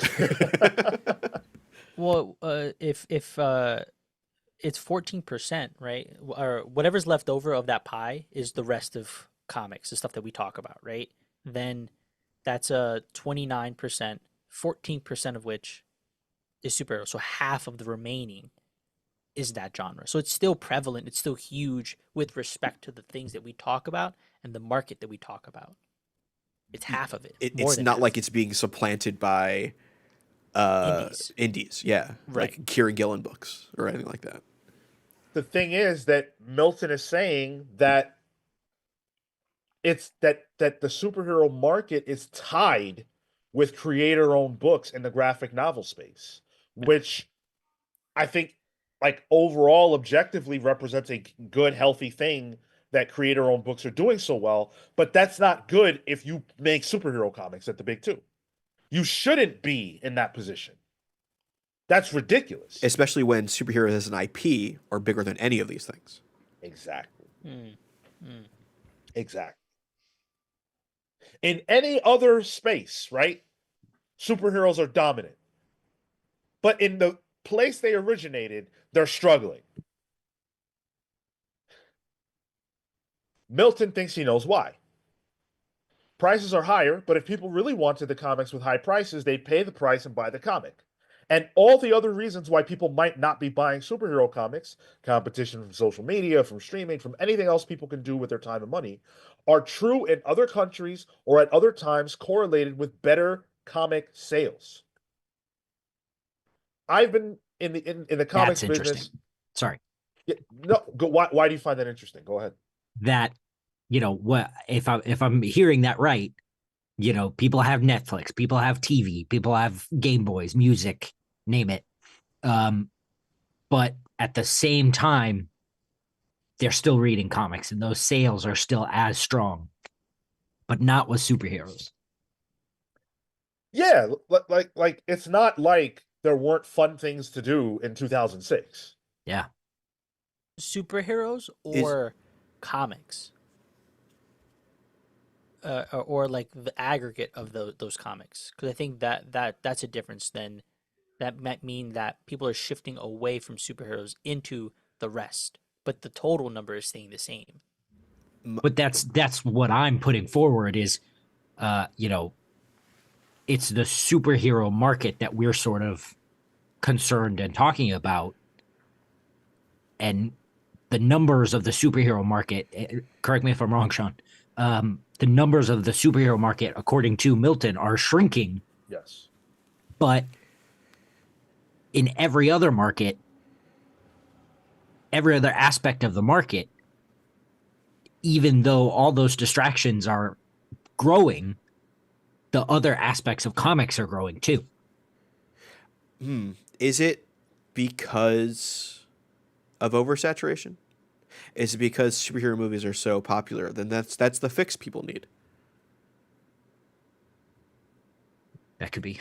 I want to, if I can, read the rest of what Milton thinks, and then I would love for us to all follow up on that question, Tyler. Um, he said, "I've been in the comics business for more decades than I care to enumerate, and I tell you with absolute certainty, it's always been what's between the cover. I think there's a general reason why Marvel and DC's comics aren't selling. They aren't very good. I had a rule when I was in distribution, and it was good is as good sells. That means the definition of a good product is that when you expose it to an audience, it sells. That's not happening with Marvels and DCs. So by definition, they're not very good. This is a solvable problem, but it involves financial and creative risk from the big two. They could compensate top creators in ways that make them want to do books featuring their most popular superhero characters and give them the freedom to play in those sandboxes Yeah. in ways Yep. that reward them creatively. He also, in talking about the direct market, went on to say, and retailers, I don't underestimate the difficulty for retailers in building up parts of their businesses that haven't been as key until now. But I also believe that comic retailers are among the smartest, hardest working business people in the comics ecosystem, and that their closeness to their customers and their product can be their salvation. If they made it through a global pandemic, they can make it through a creative dry spell from Marvel and DC, especially with a little help from the publishers, distributors, and others that make money in the direct market. This was said in 2022. You said, right? This So quote. the his comments were about 2022. The article itself was written in late 2023. Near Comic Okay. Con. We were there at that one, I think. But it wasn't superheroes that saved the direct market coming out of COVID. Do you remember what book it was? Daphne Byrne. Daphne fucking Byrne. Okay. Is the comics in 2025 DC's All In, Absolute, Ultimates, Energon, is that a response to what Milton's talking about? Focusing more on the creator, recognizing that there's a creator shift. We're getting Matt Fraction back on a Batman comic. He's got to be at least being paid something to pull him away from shit like writing TV shows for Apple TV. Do we think that the publishers are finally making that change now? Because the quality is pretty damn good. Like, think of Pals Pools this week. I had trouble picking a good book. I think one publisher seems to be making that move. Sure, DC. Yeah. And that could Well- just be a proof that Marie Javins has her ear to the ground, honestly. I think a number of publishers are. I think Energon is taking the risk, Which is coordinating all Skybound. of that, right, with creators, with good content. I definitely think that that being the case, then there needs to be something more for the creators. If the response is better pay for better work, then there needs to be an incentive to retain. Now my mind is there needs to be an incentive to retain those creators and give them some sort of stakes. How do you involve them from a business standpoint? Because that's going to give them the necessary incentive. Oh, I guess. Oh, there you go, Marco. Yeah. You crapped out Damn for a it. second there, yeah. You were loading. What did you hear? The necessary incentive was the last thing. Oh, okay. If that's the necessary incentive to keep them around, because now that they have some sort of stakes, they're locked into the success of the business. There's no way Marvel or DC are giving creators any kind of stake in the business. But my point being, should that be the lesson learned coming out of this? If we're saying that it's about the content in between the pages, if we've seen the success of All In, Energon, should there be something deeper going on with the relationship of publisher to creator to facilitate success not only for the creator but for the publisher itself? Should and would are different words here. Like, I think seeing that, does it make sense? Yes, and I think that's what distilleries wind up trying to do. And they're like a MO. You know, creators have a stake in the company. But I couldn't really I would have trouble naming 3 distillery books. There is no way DC or Marvel, as like, sure, they can maybe pay creators more. I'm sure they're paying Fraction a good bag to write Batman coming up. But any incentive, for them to have rights with their creations at the big two, never going to happen. It doesn't matter how much it should happen, it never will happen.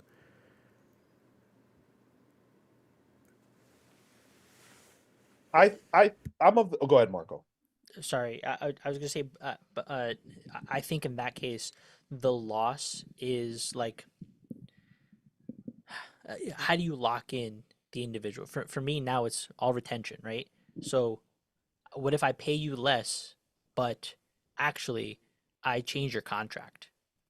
Actually, maybe you do become the employee. Like, I think those are now conversations that need to be floated for the big two, because otherwise you're going to let talent go because they're freelance. Sure, you have an exclusive contract. Who gives a shit? You're still not an employee. I'd be curious to see what Hickman's contract is like. Because he seems to be like a guy at Marvel where it's like, all right, Hitman, we mentioned him as that. I think he's mentioned himself as that. I wonder if they do pay him health insurance to do that. Because I think that, giving employee rights to your creators would be a big thing. In wrestling, Sean, correct me if I'm wrong, that was a big thing about the inception of AEW, right? Was that the wrestlers were getting much more benefits, like paid hotels, paid travel. No one in wrestling will ever make their wrestlers employees for the Sure, same reason that but I'm talking Marvel about and DC won't benefits. do it. I'm talking about added benefits to offset that. I mean, travel and stuff, but not health insurance. Unless you're Health insurance? top of the card. Wrestlers? Come on. Top of the card people, I think, do have some of it, but you're talking 1%.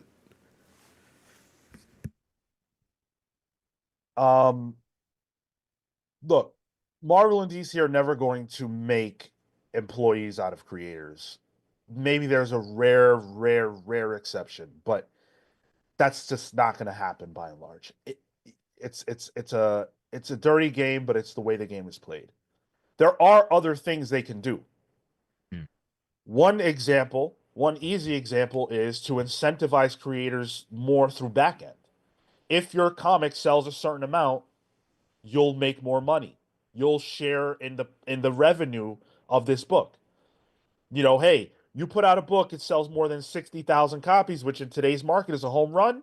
You'll share in the profits of that comic. Gavin makes a good point here.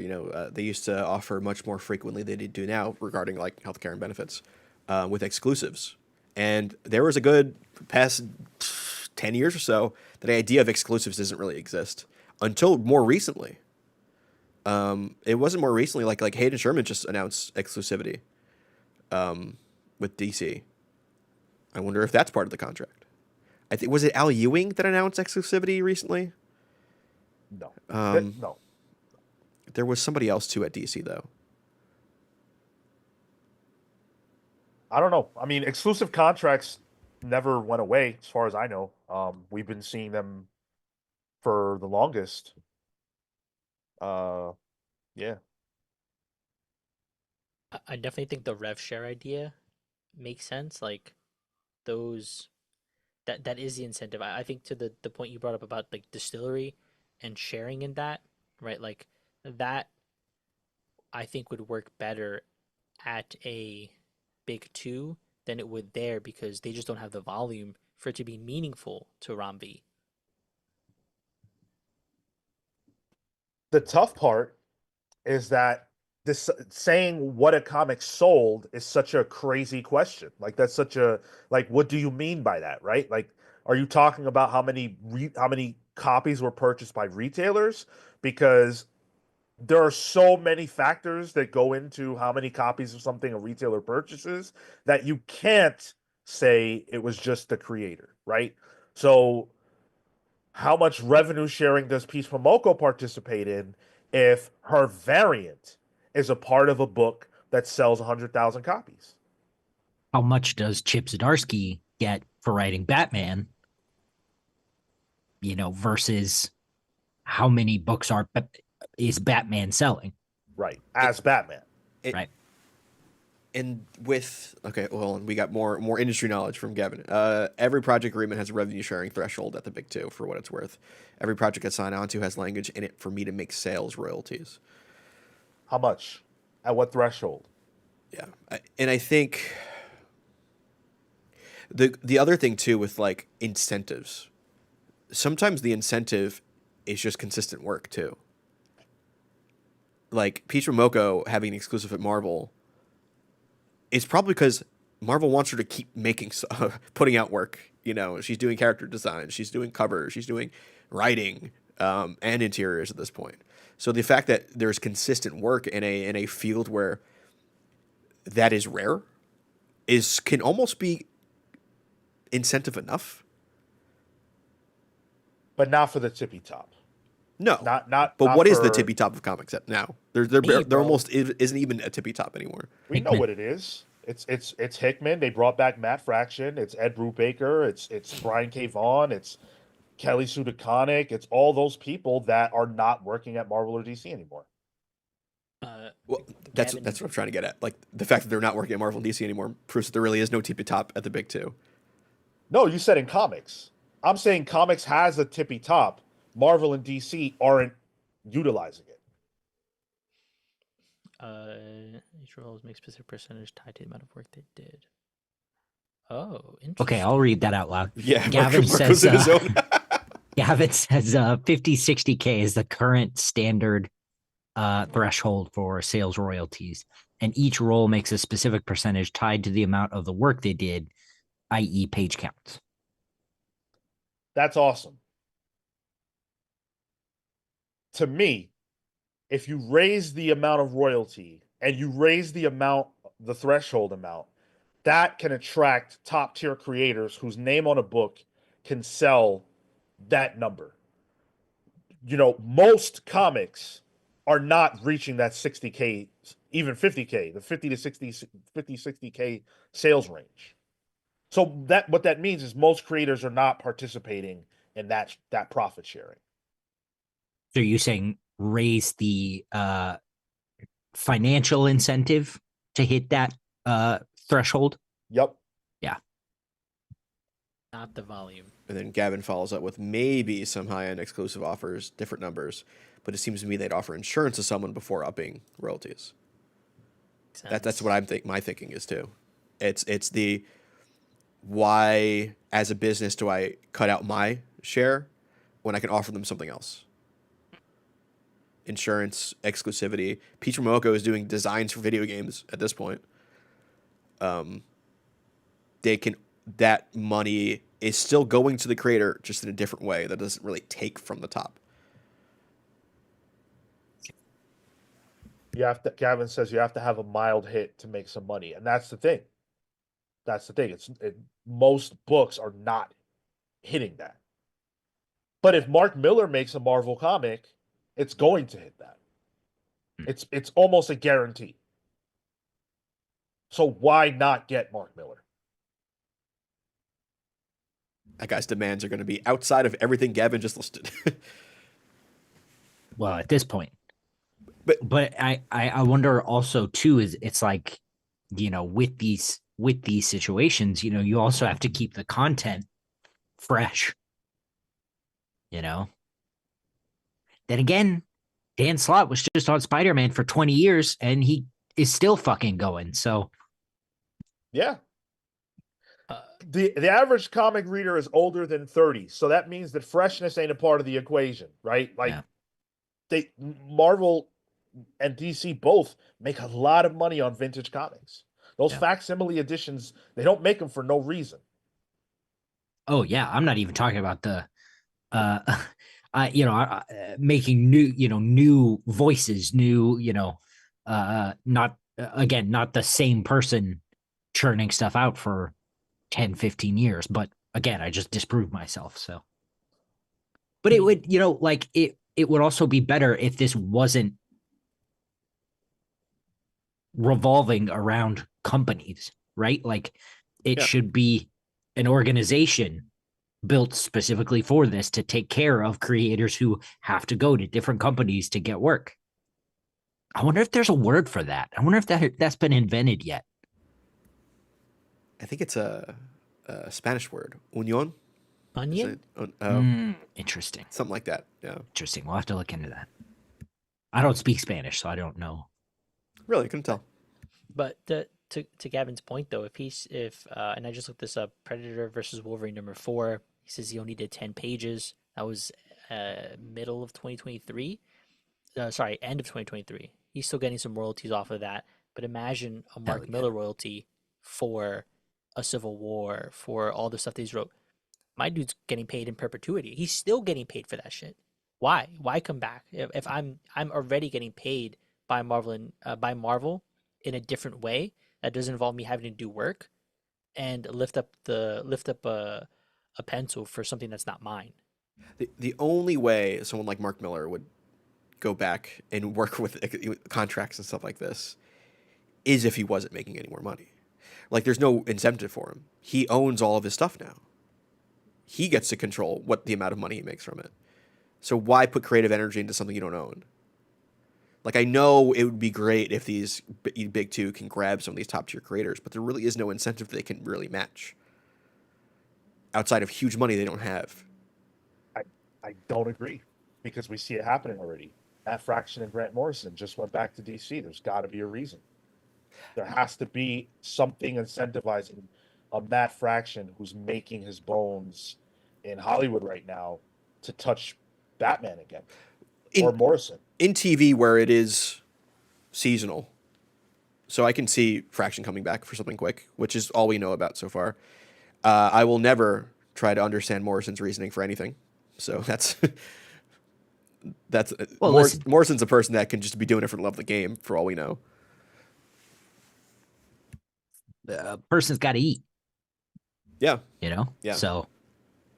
But do you guys think a Fraction comes back for the like in that contract? Is it more pay? Is it more some sort of benefit? Is it the promise of other? Like, I don't know. I don't know the mind of Fraction, so I don't know what his priority is. But I would imagine it's pay me enough to incentivize me to come here, but also I want to write XYZ. Like, there has to be some sort of creative incentive as well. Yeah, there's got to be love of the game. Right. Either way, I very much believe that creators would do Marvel and DC work for financial incentive. What that financial incentive has to be, I don't know. But clearly, Jonathan Hickman is making enough money from Marvel to not care too much about getting to do other work. And we see it with certain creators at DC as well. Could they ever lure a Rick Remender back? Obviously not. But I think there are a lot of other people who would be willing to come back to the big two for financial gain. And if they're not willing to do that, we're going to continue to see the same problems we're seeing. DC brought Scott Snyder back from all the other shit he was doing to be the top dog again. And they gave him something he's probably wanted for a while, and that's a creative writer's room in a way with the Absolute line. Snyder control of Batman. Yeah, well, and Snyder has throughout his career constantly he's been a teacher. He's been doing classes for it. Like, this is what he likes to do. So I can see that incentive being there built into what his objective was for Absolute. If I remember correctly, though, he also said he had a kid to put through college. Hey, who's writing comics now? Pretty too. old now. Yeah. So, money is money, man. And I think that they need. Look. I agree with what Milton Grepp said. Granted, this was written before the Absolute Universe and some of the great stuff that DC's been doing, so I'm sure he would amend it to some degree if he wrote it today. But ultimately, yes, I agree with what Milton is saying. I do believe that what is good for the direct market, and that doesn't mean the same thing as what's quality, right? Like, people get obsessed with that notion. Put it out of your brain. What's good for the direct market doesn't necessarily mean the same thing as wow, this was a really good comic book. That's not the same. He's saying, is this a product that the direct market, i.e., the fans, want? If yes, they'll buy it. If not, they won't. You cannot argue with that logic. If Milton responds, the only thing he's gonna be doing is covering that $100 bill from CB Cebulski for the bet. Said, "I fucking told you. Now fix your fucking work." Okay. What? He lost the bet. What bet? What are you talking about? I made up a bet between him and Cebulski that it wasn't the Oh, quality. well, thanks for including the rest of us in that. I thought that was inferred. Marco, Marco I was a little confused. imagined a whole scenario and then responded to it out loud. Kurt, I think you're focusing on the wrong thing, man. He says, I just want to say it's not like creators on average have gotten worse. We don't necessarily need to lure back the greats of the tens to have good comics. It's just that those guys have name recognition and can maybe bring back lapsed readers. Look, there are people whose names ring out in comics, and there are people whose names we associate with quality. And fans want to read their works, and those people's works in the big two would sell. And that is all that Milton is talking about. And I mean, it's true. It's true. Like, it doesn't matter how much you like, let's say, Ryan North, who I think is brilliant. What's going to sell more, a Ryan North Fantastic Four comic or a Mark Miller one? And if Marvel cares about the sales, then the choice makes it's pretty clear to me. He uses the example of Tilly Walden. Love Tilly to death, but she's not going to sell out, 100K on a comic. And, Yeah. and that's fine. I think she's more talented than some of the creators that maybe exist currently in the big two, but that doesn't mean much because she's not in that sandbox. And I think you have to also take that into consideration. Right. Yeah, there are lots of bad comics or, creatively bad, critically bad, whatever you want to say, that have sold amazingly.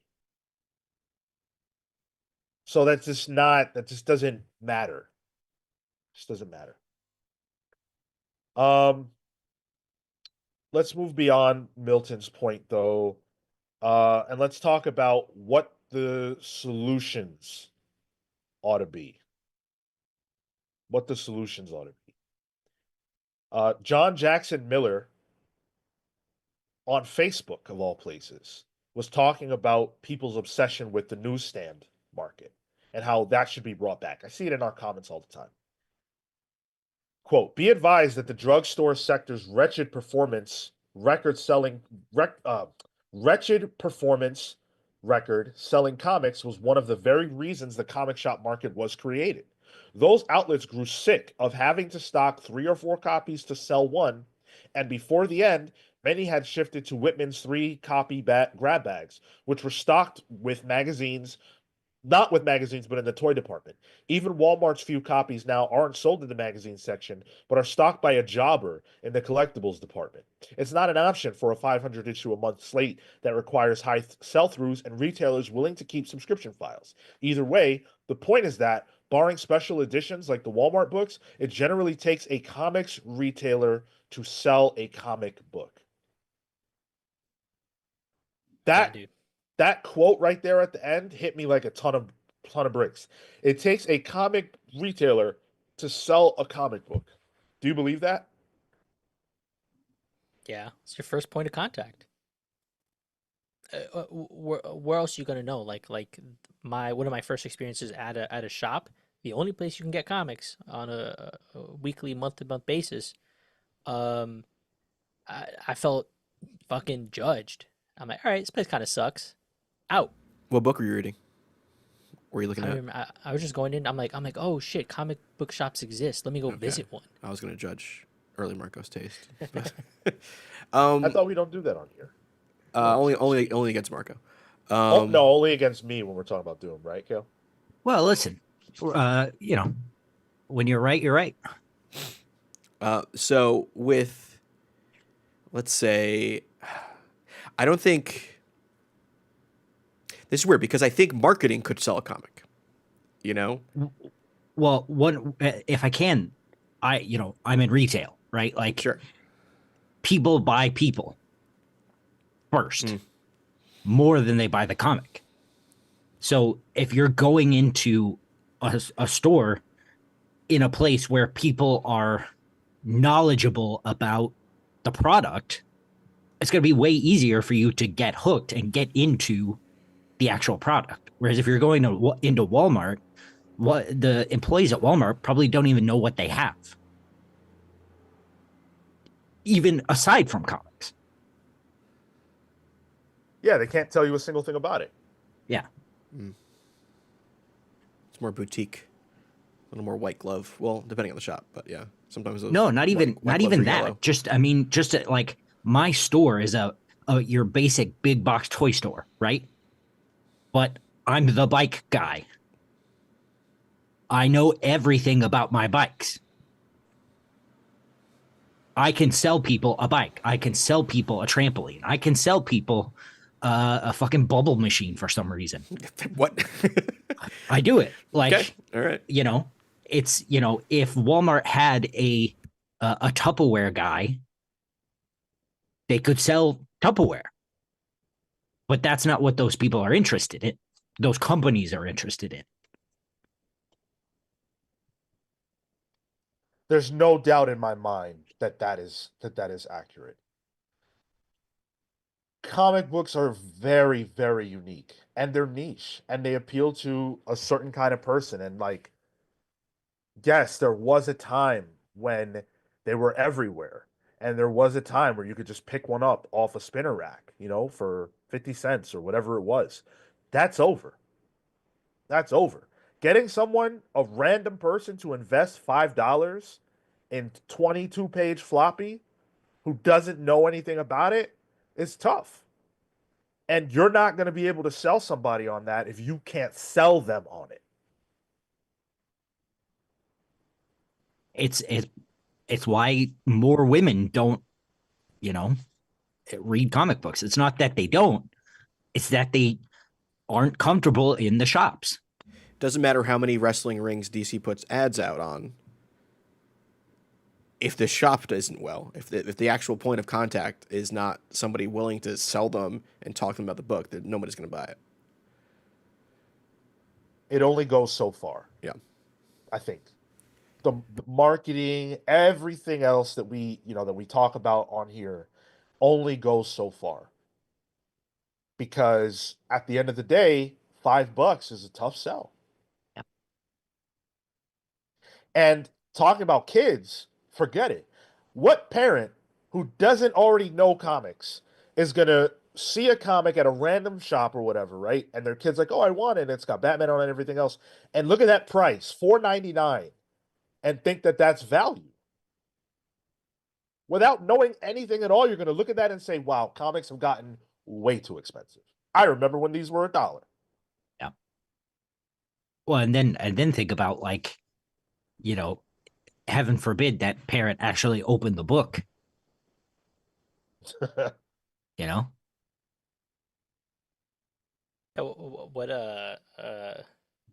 What's the first comic you're giving to your kid? I haven't a kid. I need money for comics. Good point. I'm not poisoning my kid with this hobby. Are you kidding me?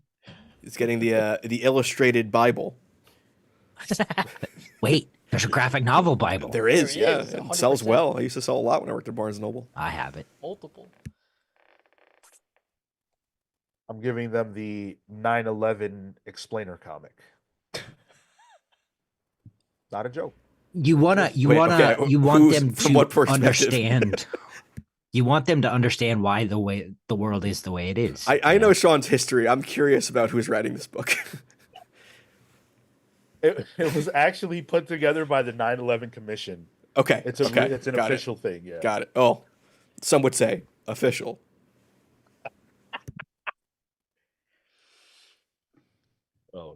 Oh man. Sorry for the distraction, Cale. You were trying to have a real conversation. Was I? I don't know.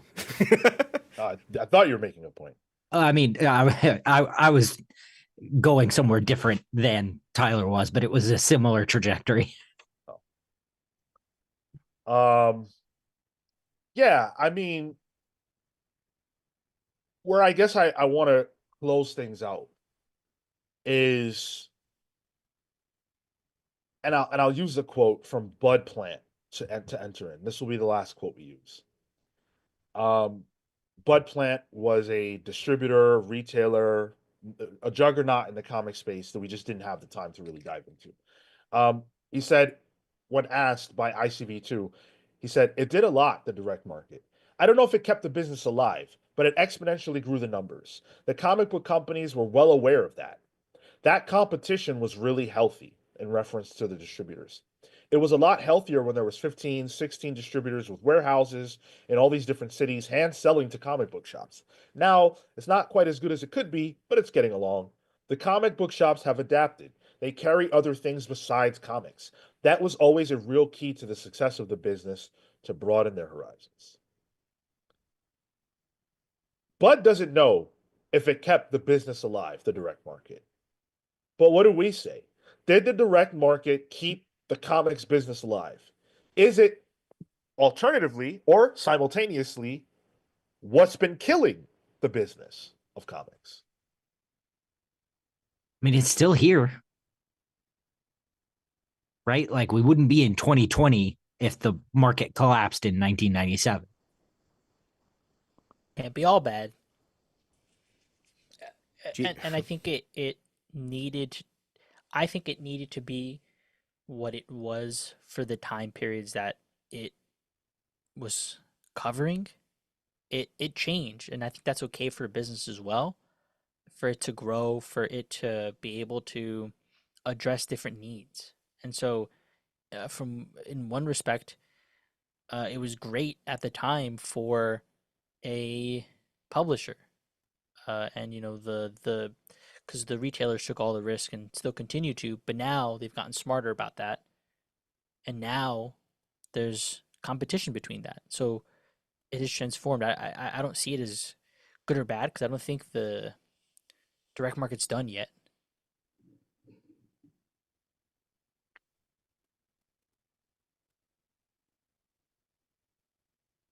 it's Dead funny. air, my friends. I'm thinking about like '99. The media landscape would look different, honestly. um, if the direct market collapses, does Marvel still exist? Does Disney buy it out? Do the movies come out? It becomes a real butterfly effect domino situation. You know, it had to exist at the time. I think it's safe to critique its lack of evolution. But to say it shouldn't have existed, which would say, then comic books should have just died in '99 too. Well, the industry. Sure, yeah, the physical comic book monthly format industry, yeah.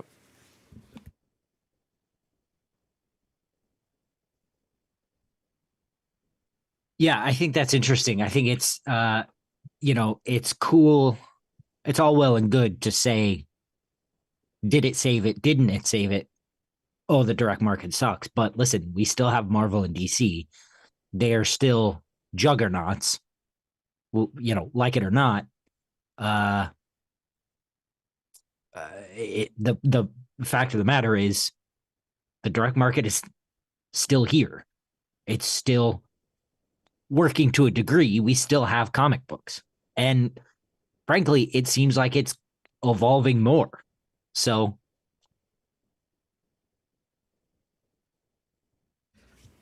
I think that. Oh, Tyler, go for it. I was just going to read Tom Account's comment here, is saying comics thrive because of the direct market, and it's sustainable for now.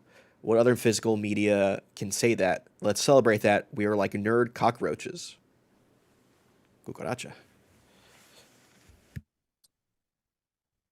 And we might as well hit Common Sense's 4.99 super chat. You think making a deal with Scholastic would help current comics like Jeff Smith's Bone? their all age comics need that deal like Kaya and Joanna. I think Bone has a deal with Scholastic, actually. I think that's published in color. I think he's saying like that. Like akin to that. That's per story. These are creators at this point, so like Wes Craig could make that call. I'm not sure. I guess Kaya could be considered all ages in that way. It's a little dark, but so is Bone. Bone's very dark. Yeah. So I don't want to assume kids can't handle it. But it's an avenue. Thank you, Common Sense. Super chats are open. Common Sense, I appreciate you for the double super chats. I think the direct market was the best thing that could have happened to comics when it happened. The newsstand business was drying up. Every ounce of research that I have done has told me that. Nobody who I have read a comment from who works or worked in the comics industry has said that staying the course was a good thing. Nobody, not one single person. Nobody has said that I have seen that the newsstand drying up was something avoidable. Everyone has said that that would inevitably happen. So if you believe those people, that means that with or without the direct market, newsstand crashes. If there's no direct market, then what? It's just over. Because there's no way to get comics out there. So comic shops are really what we mean when we're saying direct market. And so in that regard, they were essential to the industry. Are they still? To me, the answer is yes. I don't think that's even really necessarily disputable. But things have changed. Comic shops are less important to getting a comic book in the hands of a person than they were in 1993. You don't even have to leave your house to read your favorite comics. And pay. Now, I'm not even talking about, pirating. I'm talking about digital or even online ordering, whether you're talking about Amazon or your LCS offers it. Mine does. I used to do Midtown Comics online ordering. Yeah. They screwed up a lot, but I did it. But I think it's how a lot of people get their books. Whatever their LCS is or whatever, yeah. Well, Also, and for places that don't have an LCS, all across America. For places that don't have an LCS, even I heard from a guy, one of our listeners, I think it was Chris Coleman, said that he used to order from Mile High Comics overseas and didn't even know that they were an American company, but he was ordering his floppies from Mile High. Yeah. So comic shops aren't the only way to get a comic. For some people, they can have a very fruitful, healthy, wonderful experience with comics without ever stepping foot in or interacting with the direct market. But keeping the direct market alive, to me, is essential to keeping comics alive, the industry of comics. People always make comics. But the industry of comics collapses without the direct market. And I think that at the very least, we go through a series of painful years if we lose the direct market. If we lose the direct market, I think the medium of comic shifts massively. Yeah. I think there's a lot less monthly. I think there's a lot more not even collected, but like made to be trades. Yeah, it becomes book publishing at that point. It's exactly what it becomes, yeah. And then it becomes a lot more like the Scholastic method, except writ large, yeah. Without the direct market, I feel comfortable saying there's never a Dark Knight Returns. I feel comfortable saying there's never a Watchmen. I feel comfortable saying that because those books were created for the direct market. Yeah, maybe you could get them on newsstands. I'm sure you could. But they were created for the direct market. They were created for mature readers who knew what they wanted out of their storytelling experiences, by mature creators who wanted to tell stories that appealed to not a broad audience anymore. Imagine Alan Moore writing for the newsstand versus being able to just roll his sleeves up and do Watchmen. Imagine Neil Gaiman writing for the newsstand instead of being able to do long form storytelling with Sandman. Long form storytelling doesn't exist without the direct market, guys. Not in the way that we understand it. So, to me, the direct market is and was essential. Will it always be? Nothing is. Hopefully, it doesn't crash before we can figure out what the next thing is.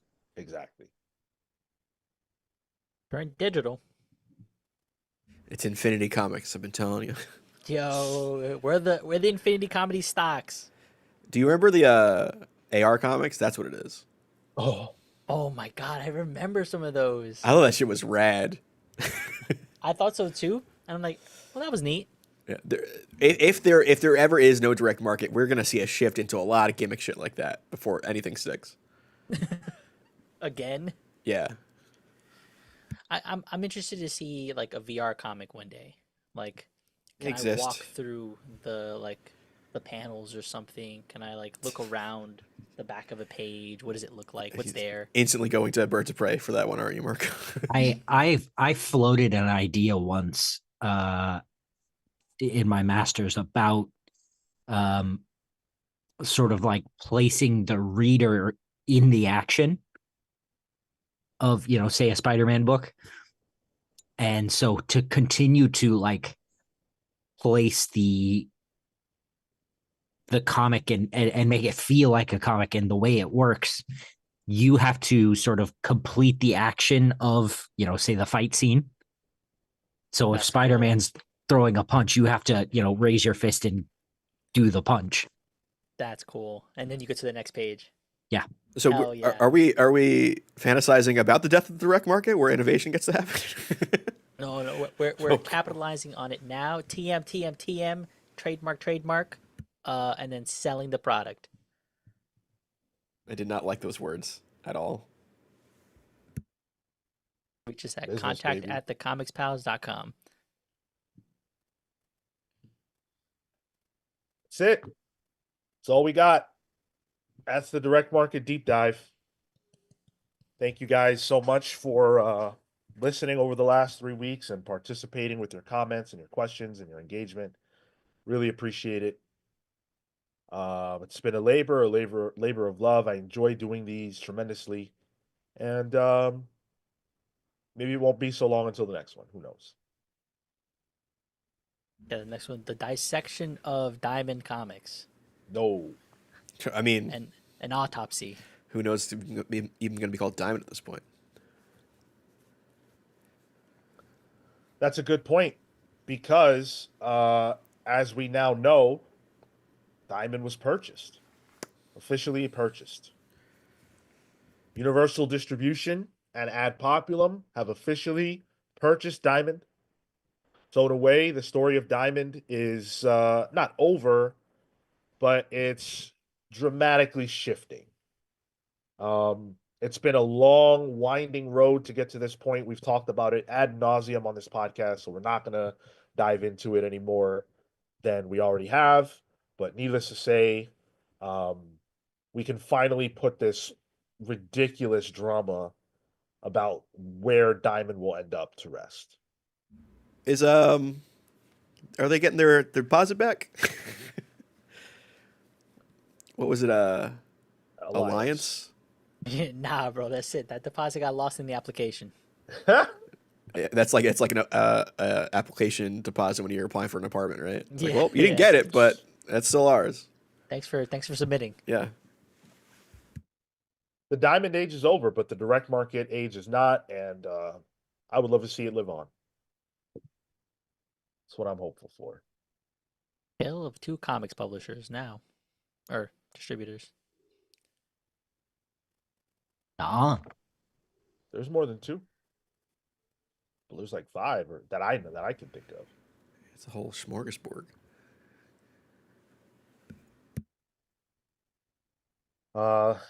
Thanks for the the comments. I appreciate you guys enjoying it. Really, really appreciate it. I asked for feedback and thoughts about what the next deep dive should be over on my newsletter on Patreon. So I would love to see your thoughts on that if you have any, as far as like what you want to see next. I think I know what I want to do, but I would love to hear from you all. Tom Account already throwing his option in the ring there with Marvel's return from bankruptcy with special guest Joe Quesada. Oh yeah, let's just call Joe up.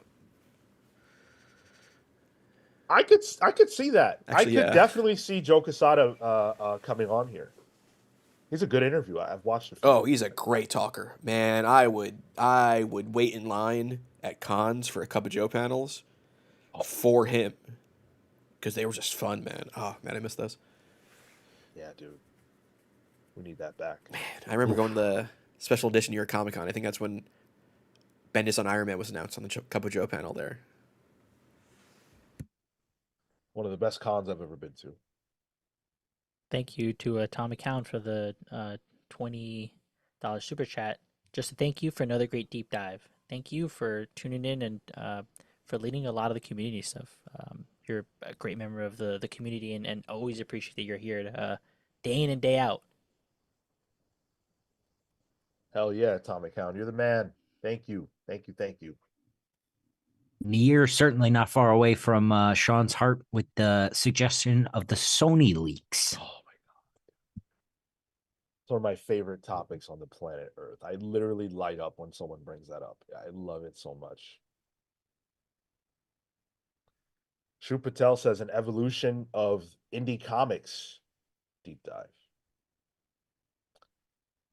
Next thing we do has got to be more mainstream. It's got to be something that'll, something to put on the marquee, so to speak. The history of 52. A weekly discussion on every issue of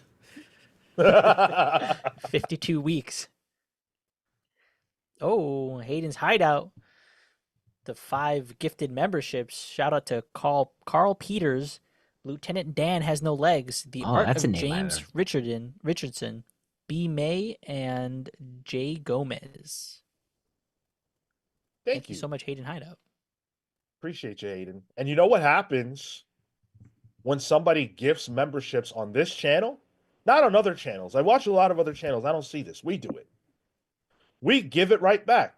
So I'm sending out 5 channel memberships right now. Hit it. Oh, Near got one. The Phenomenal AC. Damn you all. Paul Smith. Hey. And Cosma Thandrick. Just waiting for Marco to get one again. I know. No. I stopped it. I Good. did the thing. Cool. I'm always terrified I'm gonna get one.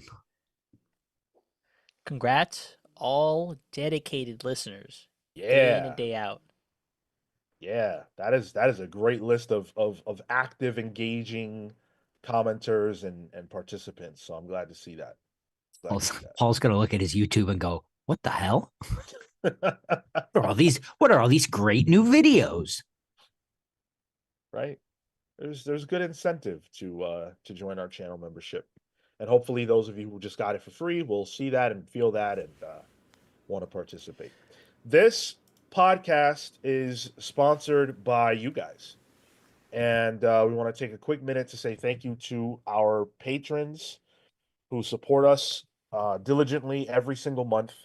And one of the ways we give back to you is by shouting you out every single week. And sorry to those who I missed out on last week. I got to be better about that. But special shout out to our pals vs. Legends, Thunderstruck Rebecca Alejandro, the Hound of Justice, Atomic Hound, Starcross Catherine Stars, the Red Spiral, Spiral Storm, Adam and Bernie the Best Boy, the Spear of Judgment, Jay's Jumble, Matthew Malice Price, Jalen Jackson, the Sanguine Sorcerer. Remember, guys, those of you at that tier, if you want a refresh of your origin or a new chapter in your story, reach out to me. Let's talk about it, and we can make that happen for you. And I want to thank Pals vs. members, the Night Stalker, Harris Sajinski, Brian Demolisher Del Pozo, Kefis the Incorruptible, Momentum Mike Elliott, Dan the Truth Trudeau, Marley Manastorm, Slow Flow Dameron, Christian Uncaged, Always Laughing, The Spear of Justice, Izzy's Issues, The Great Destroyer, Hyper Viper 89, Robert Runback Cashaback, Pete the Dreamweaver Collins, James Just Jamming Jones, Paul Powerhouse Smith, Andrew the Galaxian Smith, Neon Knight, The Cosmic Adventure, Matthew the Shade Cosmo, BJ Kicks, and The Living Blade. Boss from Deer, if you didn't hear your name earlier, you will hear it later. Thank you so much. Izzy isn't a YouTube member, I guess. So he doesn't have access to the pals heads, but he got us by our essences. And you can feel free to pick out whoever you think is who. All That's right, so good. I have a dispute here. That's so He good. put a hot dog, a cowboy, a robot, and a pair of feet. Hey, until they get an armpit emoji, right? Oh, Whoops. let that one slip. Oops. Wait, did you just say you have an armpit fetish? Who knows? Lucas Holner said, Andor deep dive would be great. Not comics related, but a 10 out of 10 show. Lucas, you messaged me, was it like last night or something like that? Like, hey, this show's good. I agree. Not the kind of show, but I'm a Star Wars head, so I'm with you. Tyler would have to lead that deep dive. Yeah, Certainly. yeah. We could talk about different pits there, like a Sarlacc pit, maybe. Nice. I have a hard time believing a Sarlacc pit is in Andor. There's no Sarlacc pit in Andor. Oh, Cale, you would Yeah. love Andor. Yeah, I'm iffy on it. I haven't decided if I want to. I haven't seen the first one either. So. You can bum off my Disney Plus if need be.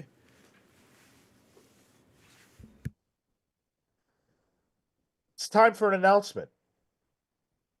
It's time for an announcement. It's time for the announcement of the winning book of the Patreon book club poll. You had 4 options, as you always do, for Villain Month. We're going to get into our additional numbers in our top 5 here in just a bit. But you had 4 options, and you chose, overwhelmingly, you chose Dark Avengers. You mean guys- Thunderbolts? Oh, Yeah. so close to Empire. No, I'm no. okay. Empire was not close at all. This close. Empire was 10%, Failed me. sadly. I mean, the Failed one I me. wanted to win won, so I'm gonna be a little selfish here and say I'm excited for this.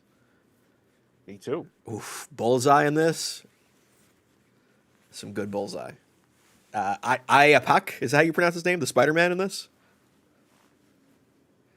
Oh, No, I The don't remember. it's Iapak, who's like a spider god from like it was in the Osborn miniseries that Kelly Sue and he's got extra arms. It's a thing. I thought it was Matt Gargan. So. He might be the second Dark Avenger Spider-Man actually. Oh, okay. You know. Yeah, this is gonna be awesome. I haven't read Dark Avengers since it came out, but I loved it. I adored it. So I can't wait to read this. Yeah. It should be a lot of fun. We can do the whole run because I think it's only 16 issues. I'll double check that. We'll get the Carfax on that, but that's the book that you guys should be preparing for. That's the book that we will be reading for the book club, which is on Tuesday, May 27th. book it. So book it indeed. Book it indeed.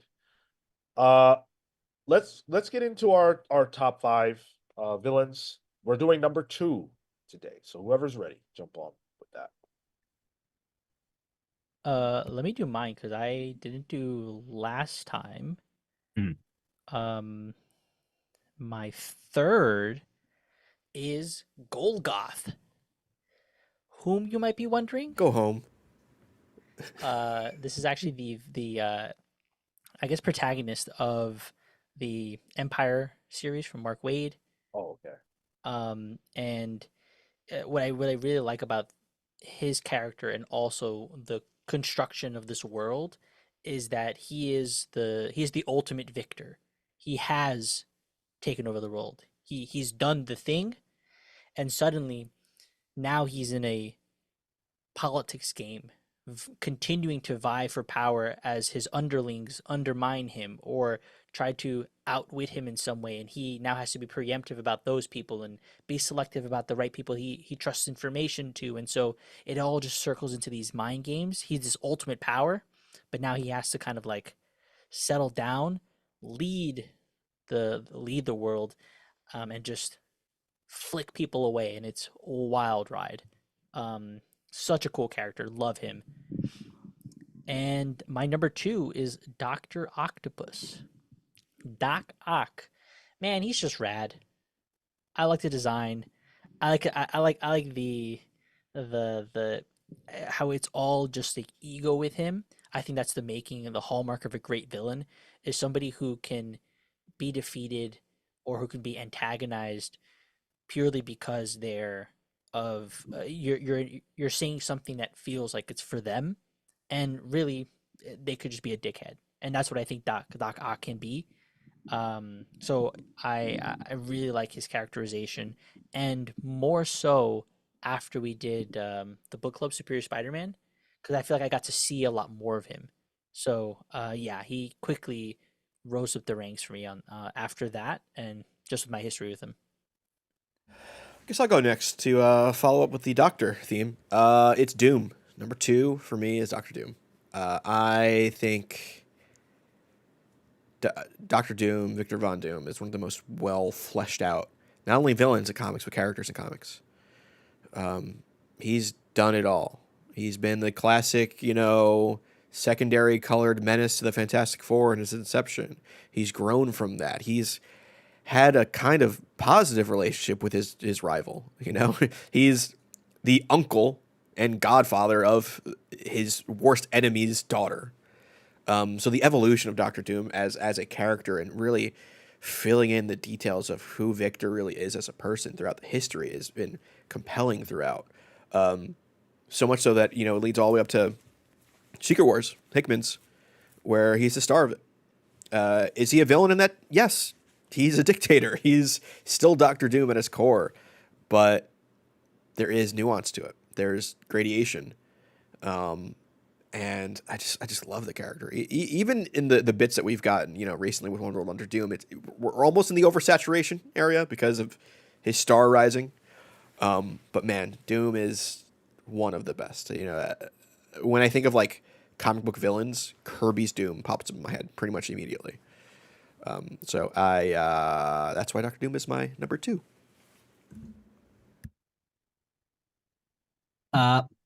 Speaking of ego, just the theme of it.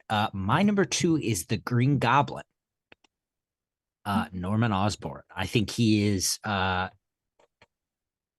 such a great example of a character that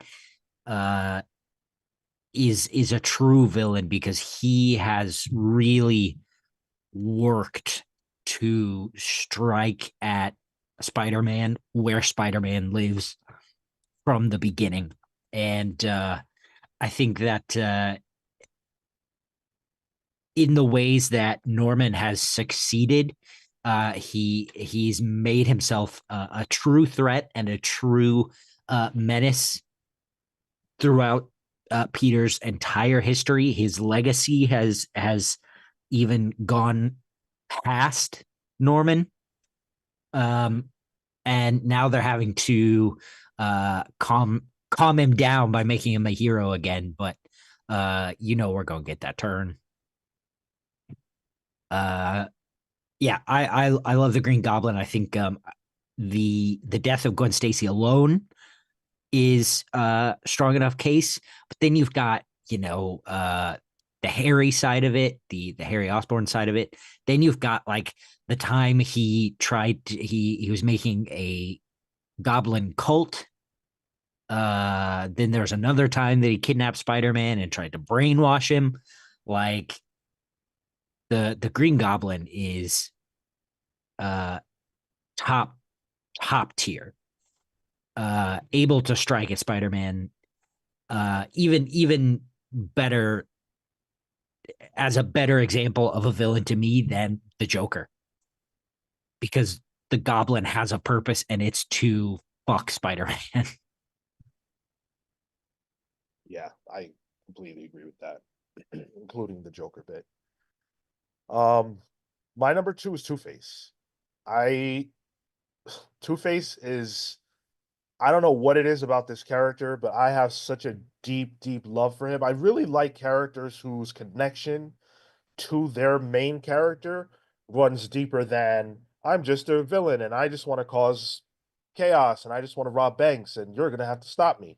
Two-Face as Harvey Dent is very important to Bruce Wayne and Batman. And so the fall of Harvey and becoming Two-Face is something that Batman looks at as a failure of his. On the level of, Jason Todd and things like that, it represents a time when Batman was not able to be there to be the savior for someone that matters to him. And now, for the rest of his life, because comics are never ending, he's going to have to deal with that failure. And that failure is made manifest in Two-Face. His design and aesthetic is brilliant. I love the split face. It makes no fucking sense, but sure, why not? It's cool.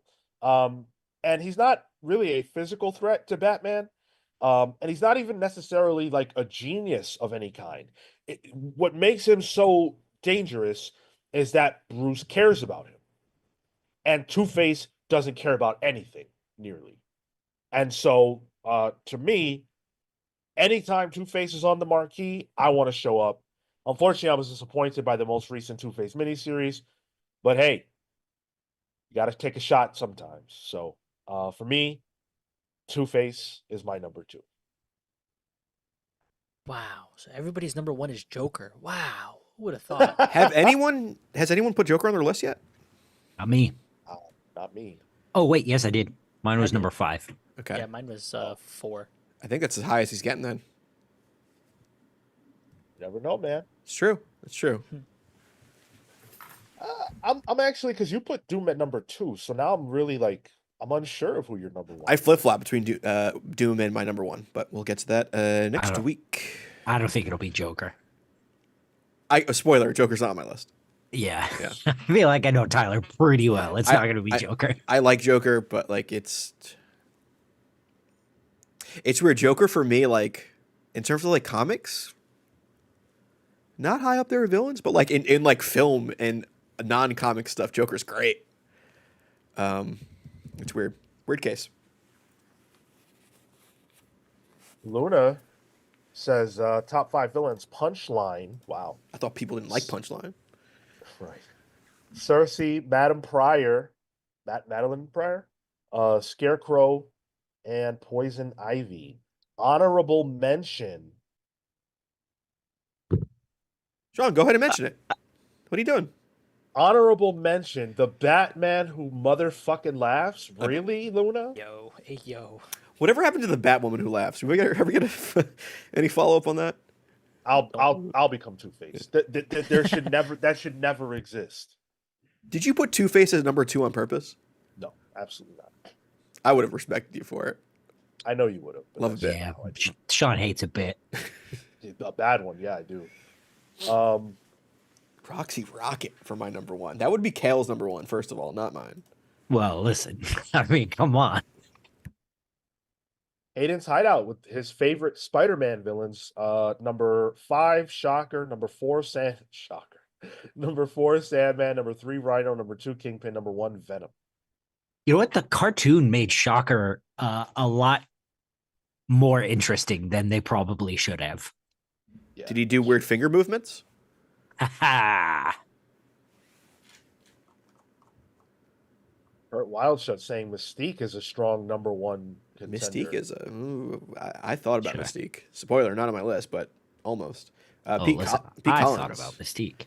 Pete Collins had an interesting list. Number 1, Doom. Number 2, Doom. Number 3, Doom. Number 4, Doom. Number 5, Bill Gemas. Gemas? I forget how to pronounce that. Yo. Oh, shit. Izzy's number 5, Big Wheel. Number 4, The Top. Number 3, Trapster. Number 2, The Prankster. Number 1, Conduit. Fucking toy chest out here. Yeah, is there a theme? Who's I feel like there's a Conduit? theme there. Why does that sound familiar? I can't think of who Conduit is either. I was like, Isn't he? What did he just showed up in something? Yeah. Did he show up in Superman? Is it? We talked about him recently. Conduit. Oh, Conduit showed up in fucking The Question, was it? All Along the Watchtower? It's that robot dude? was he in the first issue? I think so, yeah. Okay, so then we would have seen him, or at least I would have, yeah. don't remember. Electric says, "Where's Paul?" Well, listen, we all still have our number one. Well, this So- is top villains list, not heroes. So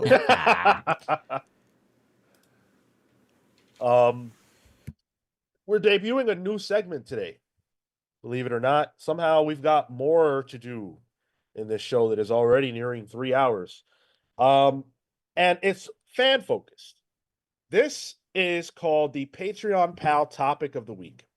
And so what we're doing is our highest tier patrons once a month can submit to us one topic that they want us to talk about, and we'll dive into it as much as we feel like it. No pressure on us, but we want to have your questions. So if you want to submit a question and you are eligible, please do get it in on the Patreon, or you can message me or one of the pals personally and submit your question. We'll get it in for the following weeks. But first up, very appropriately, is Atomic Hound, who's got a question for us, and it is as follows. You are on a deserted island. You can have one regular issue and one standard trade with you. What are they? So one single issue, one standard size trade. Easy. And I pulled them for you. The issue called Getting the Sex Out of the Way. This is by Should have seen that coming. yeah, it sounds like an issue you've So to dealt speak. with, Marco. This is Matthew K. Manning, drawn by a slew of at the time up and coming indie artists, Stephen Q. Stardog, Raina Telgemeier, and Matthew Lukes, with a cover by Farrell Dalrymple. This was a published by Meat House, which was I don't know if I can see that, a collective coming out of SVA, the School of Visual Arts, and they put out anthologies and different things like that. And this is a book that basically is a jam between all of them. And what I really appreciate about this story is the absurdity of it, the seriousness of it. It started as a it starts off as basically a analysis by a tissue company saying how can we make a better product, how can we make better tissues. And it follows a group of friends who are at a beach house together, coming back after not seeing each other for a couple years, and the drama that ensues and how a tissue could potentially make that better. Absurd, but I love it. I read it maybe once a year. I come back to it. So I really, really thoroughly enjoy this book. And it's crazy just seeing how early these creators were. This was 2002. And, to see where they're at now is really interesting. Telgemeier especially. Matt Lukes is a YA author, for those of you who don't know. And Stardog, I think a famed indie artist. The trade is volume number 1 of Swamp Thing. I mean, do I have to say anything? I will. You don't. It's But kind of the do. bit of this segment is to actually explain it, but yeah. This is one of my favorite comics. One of the first that I had ever read that was not, in my mind, a collection. I had read Dark Knight Returns, I had read Watchmen, I had read V for Vendetta, but those were all singular stories that didn't spill out over the course of 10 plus issues, or 20 plus issues, let's say. And this was my first foray into that, and I was unsure how to get through it, but I made my way through, and it just came out being one of my favorite characters. It is my favorite character in all of comics. So for this, I definitely come back to this run. Alan Moore, Stephen Bissett, John Toddleben, Tatiana Woods on the colors, and John Costanza on the letters. Love this thing. Always read it. I would go with single issue would be Ultimates number 4, the Dennis Camp. I think it was Phil Noto on the art. The most recent one, issue 4 would be for me, the one with with Doom's origin, his story, and then trade would be Civil War. Civil War is I'm probably not here without Civil War. So that's to me is the most readable thing that I love, and I'm always finding new thoughts and things about it. So yeah, Civil War for me. I finally found the issue. I was looking for it myself. Trade. It's Lonely at the Center of the Earth by Zoe Thorogood. That always gets me. I read it. I've read it multiple times at this point, which I don't do often for comics. Usually it's in there and it stays in there. But for my single issue, it actually is Daredevil Volume 3, Number 7. This is the Christmas issue by Mark Waid and Paulo Rivera. It's got that iconic cover where Daredevil is on like one of the water towers just making a snow angel. He saves some kids stuck in a snowstorm during Christmas. And it's a one and done single issue that really gets to the heart of who Matt Murdock is. That's just like, man, this was the issue that solidified Daredevil as my favorite comic book character of all time.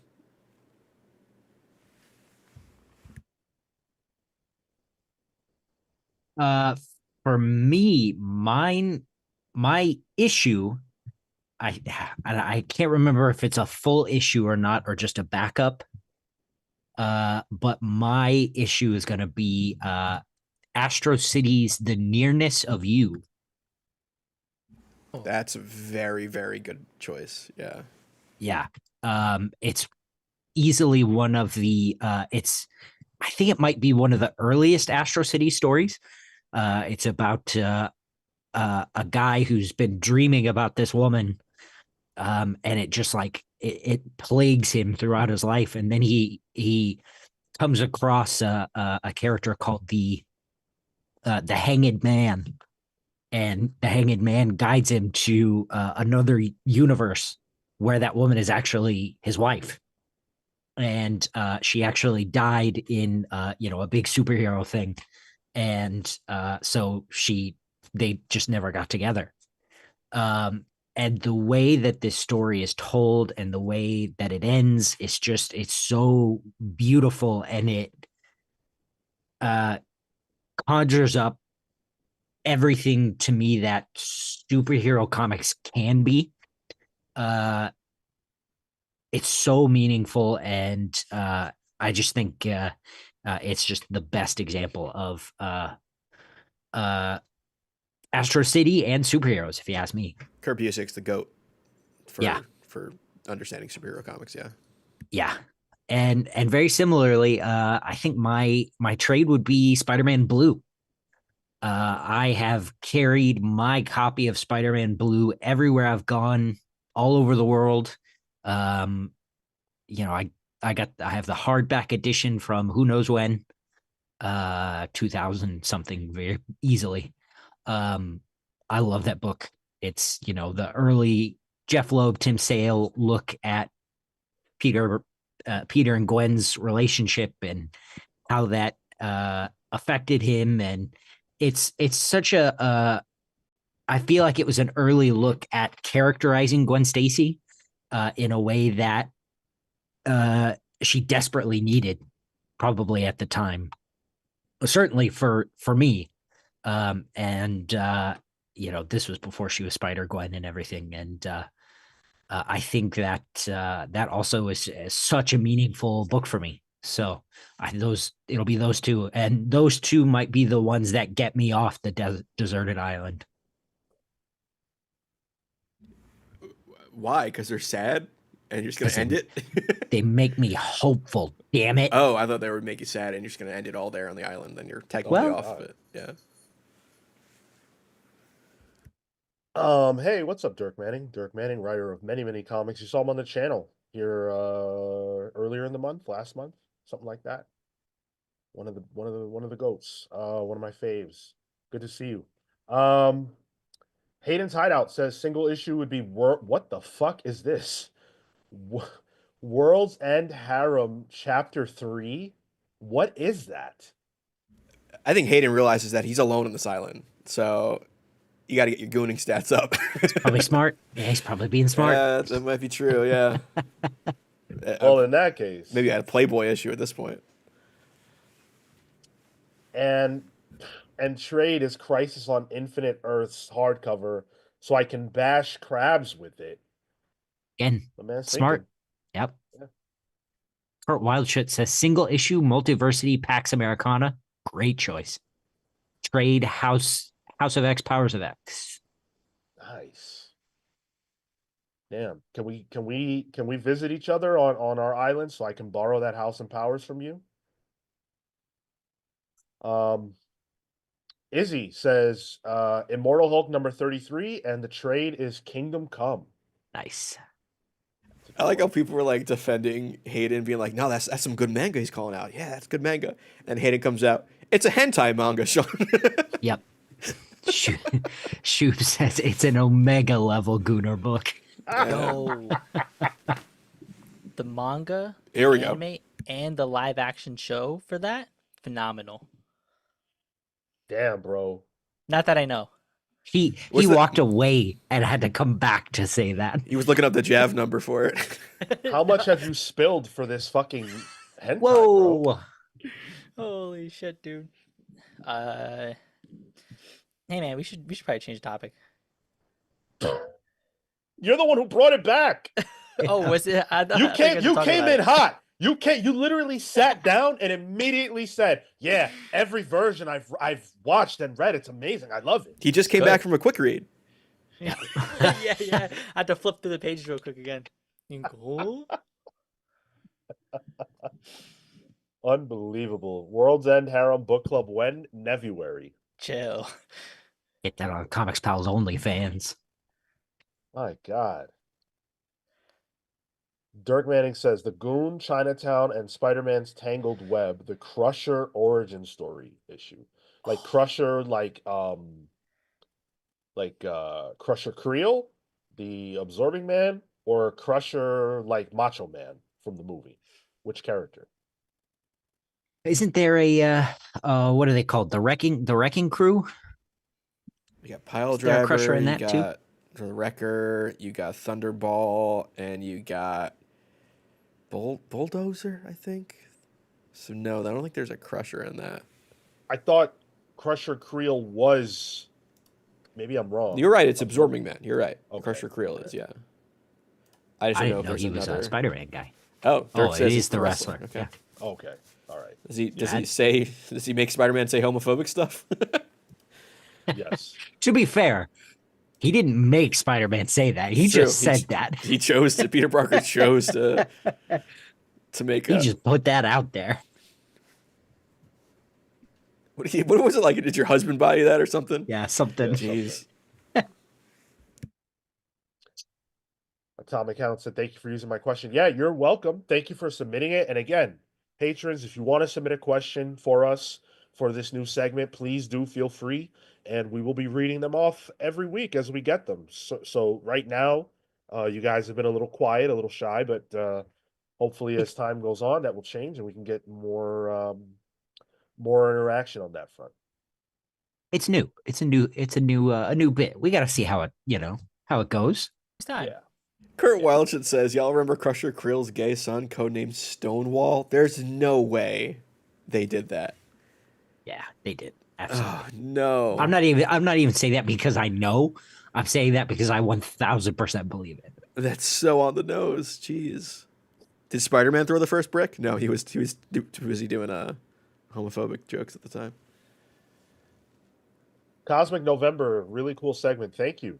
Yeah, it has nothing to do with us. It's you guys submitting the questions, and all we get to do is react. So, and I love the fact that you guys partook and answered it as well in the chat. That makes everything we do so much more fun. We've got news to do and not a lot of time to do it in. So what we're gonna have to do is what we did last week, which is run through this shit. So instead of just choosing one, we're gonna literally just like run through them as best as we can. So Justice League Red was announced recently as a new series. This is going to be by Saladin Ahmed, Clayton Henry. The team of characters is Red Tornado, Power Girl, Deadman, John Stewart, Cyborg, Red Arrow, And Red Tornado is going to be the leader of the team, which shouldn't surprise anybody considering the role he's been playing in this new era. And they're going to tackle threats outside the Justice League. This feels like sort of an X Force for the Justice League. That's John Stewart, not Simon Baz.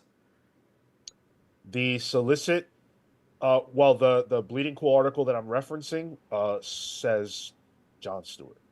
It's Baz on the So cover. maybe it's wrong. I think they might be wrong. I think they Yeah. got their brown lanterns Yeah. mixed up. Yeah, you're right. It definitely looks like Simon Baz. Yeah. Oop. Yeah, it says Simon Baz here in the Bleeding Cool article at least. Okay, weird. Well, I don't know. It makes sense. I like the whole bit. Where it's like, hey, if your Justice League card turns red, the shit's about to go down, and you've been recruited by Red Tornado. Could be good. Nice to see Deadman. Other people can't. Damn. You know what's funny, Marco? The article has been updated since I opened it, and so I Oh, just that's so refreshed it, funny. and now it says Simon Baz. How long Yeah, was the yeah. tab open for? A couple days. Yeah. Oh, okay. Oh, You know okay, what? yeah. In the meat of the article, it says Simon Baz. In the article summary, the team lineup still says John Stewart. I just clicked on the link. Oh yeah, so you're right. Yeah. Oop. Oop. My it's an bad. editors over there, dog. Rich Johnson does all his own editing. Yeah. That's well, that's why that happened. Hey. Um, At least Simon Baz is getting some play. There it is. I'm Yeah, with you. absolutely. Yeah. Like to see it.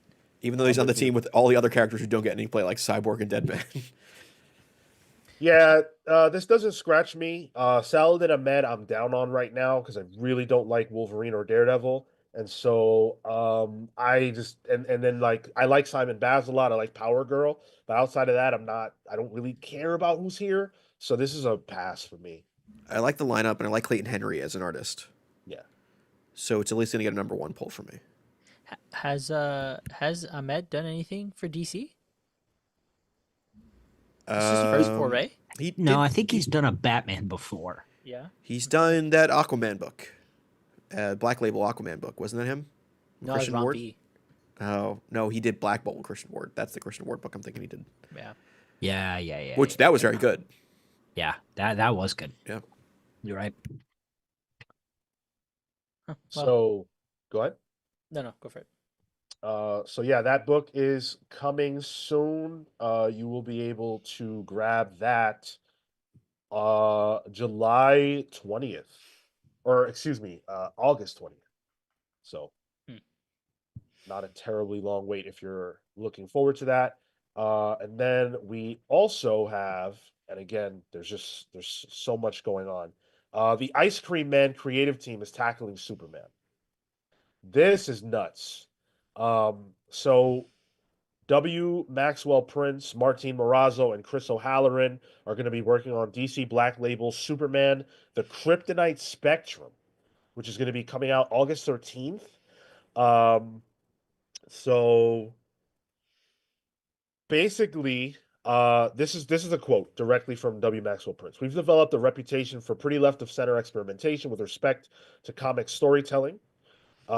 You might know what Green Lantern, or you might know green, red, and black kryptonite does to Superman. But what about purple or cobalt or speckled? So essentially, they're introducing or reintroducing the idea of a spectrum of kryptonite, and I guess we're going to see how each one affects Superman. Oh, I hope they don't bring up pink kryptonite. What does that? Oh, did that make him gay? Yeah, it did. This is cool. I like these creators. Yeah. I think the work that they do on Ice Cream Man. One of the things that I typically trust in writers is if you can do horror well and if you can do comedy well, you can tug at emotion really well. And I think that because of that, this is going to be a strong showing from all three of them. And then Marazzo's art, phenomenal. I think he's clean line, except when he needs to be a little squiggly. Has that kind of flare, at least in these images, between I brought up in the past quietly, but also there's one all red a little bit, like there's like a cross section there that I think is showing here. So hyped for this. Very, very excited for this.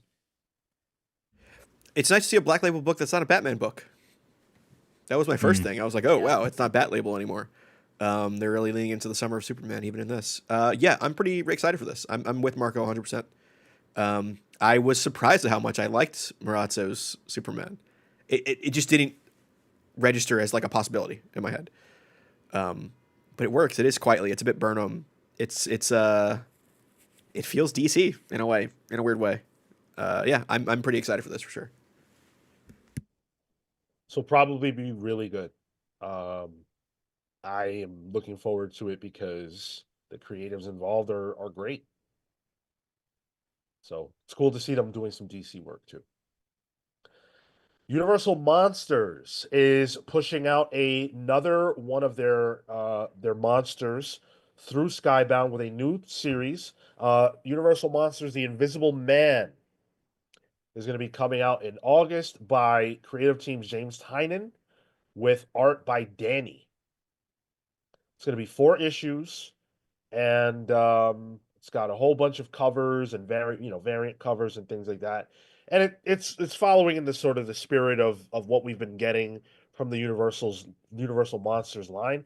I'm kind of over it, but I buy them all anyway. And then I enjoy them, but then I don't care. Like the only one I finished was Dracula. And that was the first one. Yeah. And you were right. Yeah. I'm hyped for this one. Out of all the announcements you had on the docket, this is my most excited. I just read Danny's issue of that G.I. Joe Silent issue series they were doing. Jinx? With Jinx, yeah. So cool. good. And like Invisible Man is top 2 for me in terms of Universal Monsters. I think he's one of the scariest. Yep. Because he's a villain. Yeah, he is an insane person. Yeah. Like everyone else is a bit of tragedy mixed in. No, Invisible Man is a fucking lunatic. Yeah. That dude's an asshole and he's invisible. Yeah. And because he's so close to humanity. But he's not there. It's the uncanny valley of it all. And the idea of putting Danny in it, who almost doesn't use lines. Her line work is invisible in a way. She uses form through color and the shape of things. Sure, like even look at the cover, like the way that Invisible Man is drawn with like the toilet paper wrap it's not lined. And Danny's art is a lot like that. I think this is a great combo. I'm super excited for this. Just to that, if you look at the promo page, all of it has no outline. That's exactly what it is. She always reminds me of like Frank Miller in that sense. Implies shape and form. It's Miller Sin City era type stuff for sure. Yeah. Jonathan Hickman and Marvel have announced some spin-offs from the Imperial series that's coming out. A lot of people took this to mean that, we're going to get more like Hickman work in this space. We'll see if you still believe that after I tell you what we're getting. So 2 have been announced so far that we know of. Black Panther and Planet She-Hulk. So the Black Panther one is written by Victor Laval and Jonathan Hickman with art by Cafu. And that one's going to be out on August 20th. And then the second one, the She-Hulk one, is written by Stephanie Phillips and Jonathan Hickman. And that'll be out on the 27th.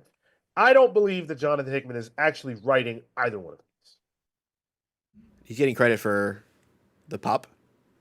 Yeah. And probably because there's some plotting involved that's spun out from Imperial, yeah.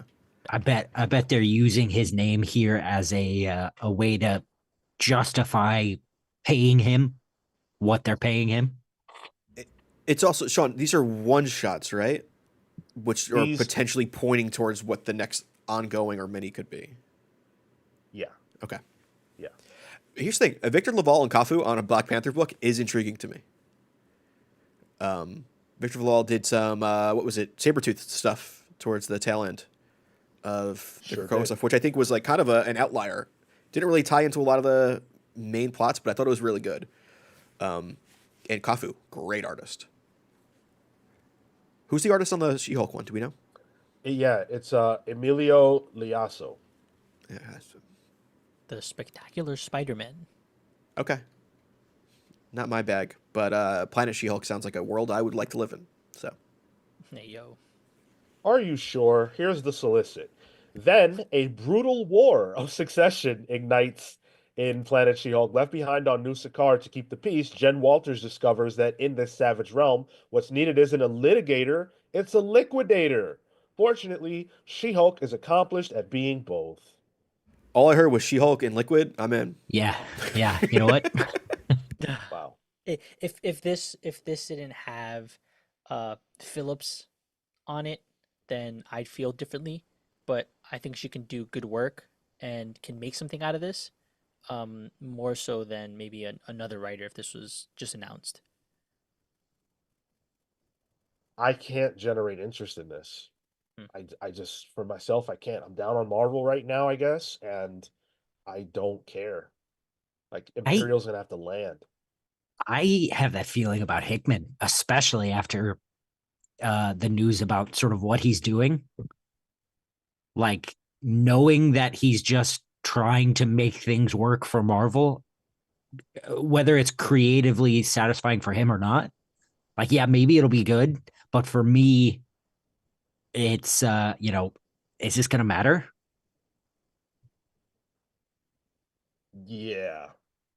Yeah. I'm just, I don't know. This is gonna have to land really well for me to be back on board with not even just Hickman, but like Marvel events as a whole.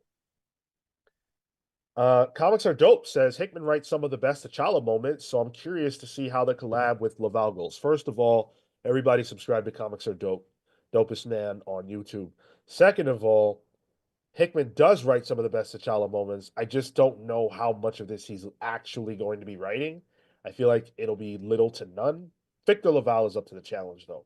And third, tell me why I woke up to a text message from BJ about. First of all, this text was sent. What were you even doing? Why are you thinking about me at this hour? Um, He said, "You up?" he wanted to talk about sports and how the Knicks are doing so well, and there was a Winter Soldier reference in there as well. My man's just trying to communicate with you as a friend. Well, he would if he was a friend, he'd know Sean's a Lakers guy. Boom. He's a turncoat to New Yorkers everywhere. That's right. Fuck it. Fuck them. Hate to see it. Hate to see it. Did they make it or something? They did, yeah. They made Yeah. it to the Eastern Conference Finals. Yeah, Jason. Do you think Jason Sean cares? Jason Tatum's Achilles just. I actually root against the Knicks. Damn, that's Wow. crazy, bro. Yeah. Passes by MSG, he's like, "Fuck you guys." I just know too many like annoying Knicks fans. You know what I'm saying? Like it's very annoying. I just like basketball. I don't want to hear about the fucking Knicks all day. Yo, and it's funny. You how, sound like Mets fans talking about Yankees fans. yo, hey. Well, the difference is they're right. I knew you guys would be Mets fans.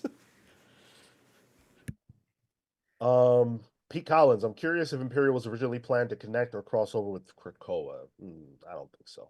There are bones of it that were like there was a plan for an Imperial book, but I don't think that this is that. I mean, when we were talking about that, we were talking about core X-Men like Sunspot. We weren't talking about Hulks and Panthers and all that other jazz.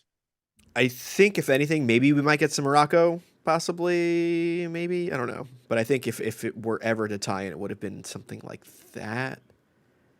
Man, they're really leaning into this Wakandan galactic empire, huh? I hate it. Dude. They're doing it in Hickman's doing it in Alien versus Avengers. It is canon in Marvel Rivals. Like that's the state of Wakanda. I mean, Coates introduced it. I don't know. I don't read enough Black Panther to know. For me, that's when Black Panther jumped the shark. Space Shark. Yep. Let's talk about Spider-Gwen. Here is the title of this new series we're getting. And I thought they just relaunched Spider-Gwen, but They did. whatever. Yeah. All new Spider-Gwen, Ghost Spider, #1, brand new day. Sorry? All new Spider-Gwen, Ghost Spider, #1, brand new day. What are they writing about a ghost pepper for? Like, Look at that why spicy content. why use all new and brand new for the same relaunch? Well, because she has a new costume, new powers, and a new band, Sean. Oh, sorry. I didn't realize. And it's a brand new day. That's true. Cover by David Marquez, though. That's a good cover. Did he design the new costume too? She going with those pink kids now, huh? Kids are over the Yeah, the chucks. the Chucks Is that it? are man. There's no Chucks in Fortnite yet, so you might be right. Man. Stephanie Phillips with art by Paolo Villanelli. That's all we know. There is some, she now Spider-Gwen is in mainline. And so they have to deal with that. I don't know what Marvel is trying to do with this whole situation. Um, I don't care, frankly. Like I'm not interested. Yeah, this is literally the same creative team as the current Ghost Spider run. I just pulled that up. Yeah, I was looking to see who Paolo Villanelli was because the name sounded familiar. I think I recognized him from Black Widow, Hawkeye, and some of Captain Marvel and Star Wars stuff. But this is another one of those Scarlet Witch situations, Relaunch with a new #1, same creative team.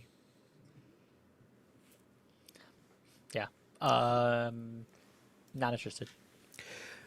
There was buzz about it in Discord. Some people were saying like it's actually like the what Stephanie Phillips is doing with Spider-Gwen right now is good stuff. So like sure, I'm sure that could be the case. It's just not something I'm reading. Honestly, I haven't read Spider-Gwen since Latour and Rodriguez, so it's just not my thing. I think I'm at the point where I'm actively annoyed by Spider-Gwen. Sorry, Ghost Spider, you mean? Sorry, yeah, you're right. Even worse.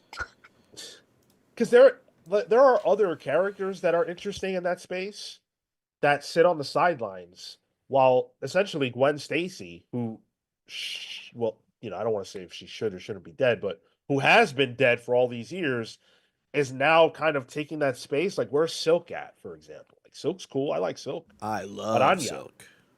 There are 3 versions of Gwen Stacy currently active right now. Oh, Gwendolyn Poole is technically not Gwen Stacy, even though she is a character that was created during a Gwen Stacy variant month. But the other Gwen Poole is Gwen Stacy. This is also Gwen Stacy. Gwen Stacy is in Ultimate Comics. We're leading up to the event. Hold on, big brain here. We're leading up to the event. 3 Gwen Stacys. Crisis on Infinite Gwens. I'm sure Crisis on Infinite Gwens has been pitched. I could buy that. Yeah, that's a Chip Zdarsky backup comic in an annual somewhere. Cole said, I thought Gwenpool was Spider-Gwen's new identity. Why are there so many Gwens? I literally have no idea, dude. I mean, I know that Spider-Gwen or whatever, Ghost Spider, is a popular character. It's, outside of like core direct market comics buyers. But like, dude, it's a lot. This is oversaturation here. Scale it back. My J-Dub, my 3-year-old daughter loves Ghost Spider. That's what's up. I love that for her. And I love that this character exists for, young girls. That's when she's hanging out with what do they call Miles in those cartoons? Spin. Yeah, there we go. Yeah. Spin? Yeah, it's Spin, Spider-Man, and Ghost Spider. Talk about the Eisners. I kind of ranted a little bit about them on Thursday. The Eisners were announced. I think they were announced on Thursday, in fact. And they've announced the nominees. We're going to run through some of the categories that are of interest to us, what we kind of do here. Best continuing series. Oh, best single issue one shot. Ice Cream Man number 39, Decompression in a Car Wreck, Part 1, the issue that I told Cale to read, is nominated. That's very cool. Rad. I hope they get it. Damn. Yeah. Pee Pee Poo Poo number 1, also nominated by Carolyn Cash. The book. Not a fan of that one. You don't like Pee Pee Poo Poo? It was all right. No, I It like was Pee Pee Poo Poo. fine. Great person. Very, very nice. Yeah. Best continuing series: The Department of Truth, Fantastic Four, Detective Comics, Santos Sisters, Ultimate Spider-Man, and Wonder Woman. Santos Sisters getting nommed here is wild. I mean, great for them. But that's like indie compared to like everything else that's on here. Oh, man. Sean, are you questioning two of these options on here? Yeah, and I guarantee we're questioning the same two. I'm not questioning one of them, but I know you would. Well, you're talking about Department of Truth and Fantastic Four, right? No, okay, no. I'm thinking. I was going to question you. I was thinking you would question Wonder Woman and Ultimate Spider-Man being on this list. Oh, that way. Yeah. Nah. You know why? Because I don't like those books.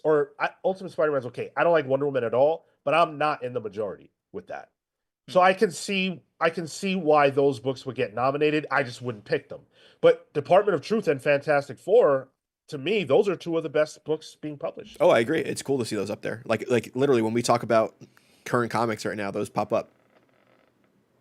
Which one would you vote for? Department of Truth.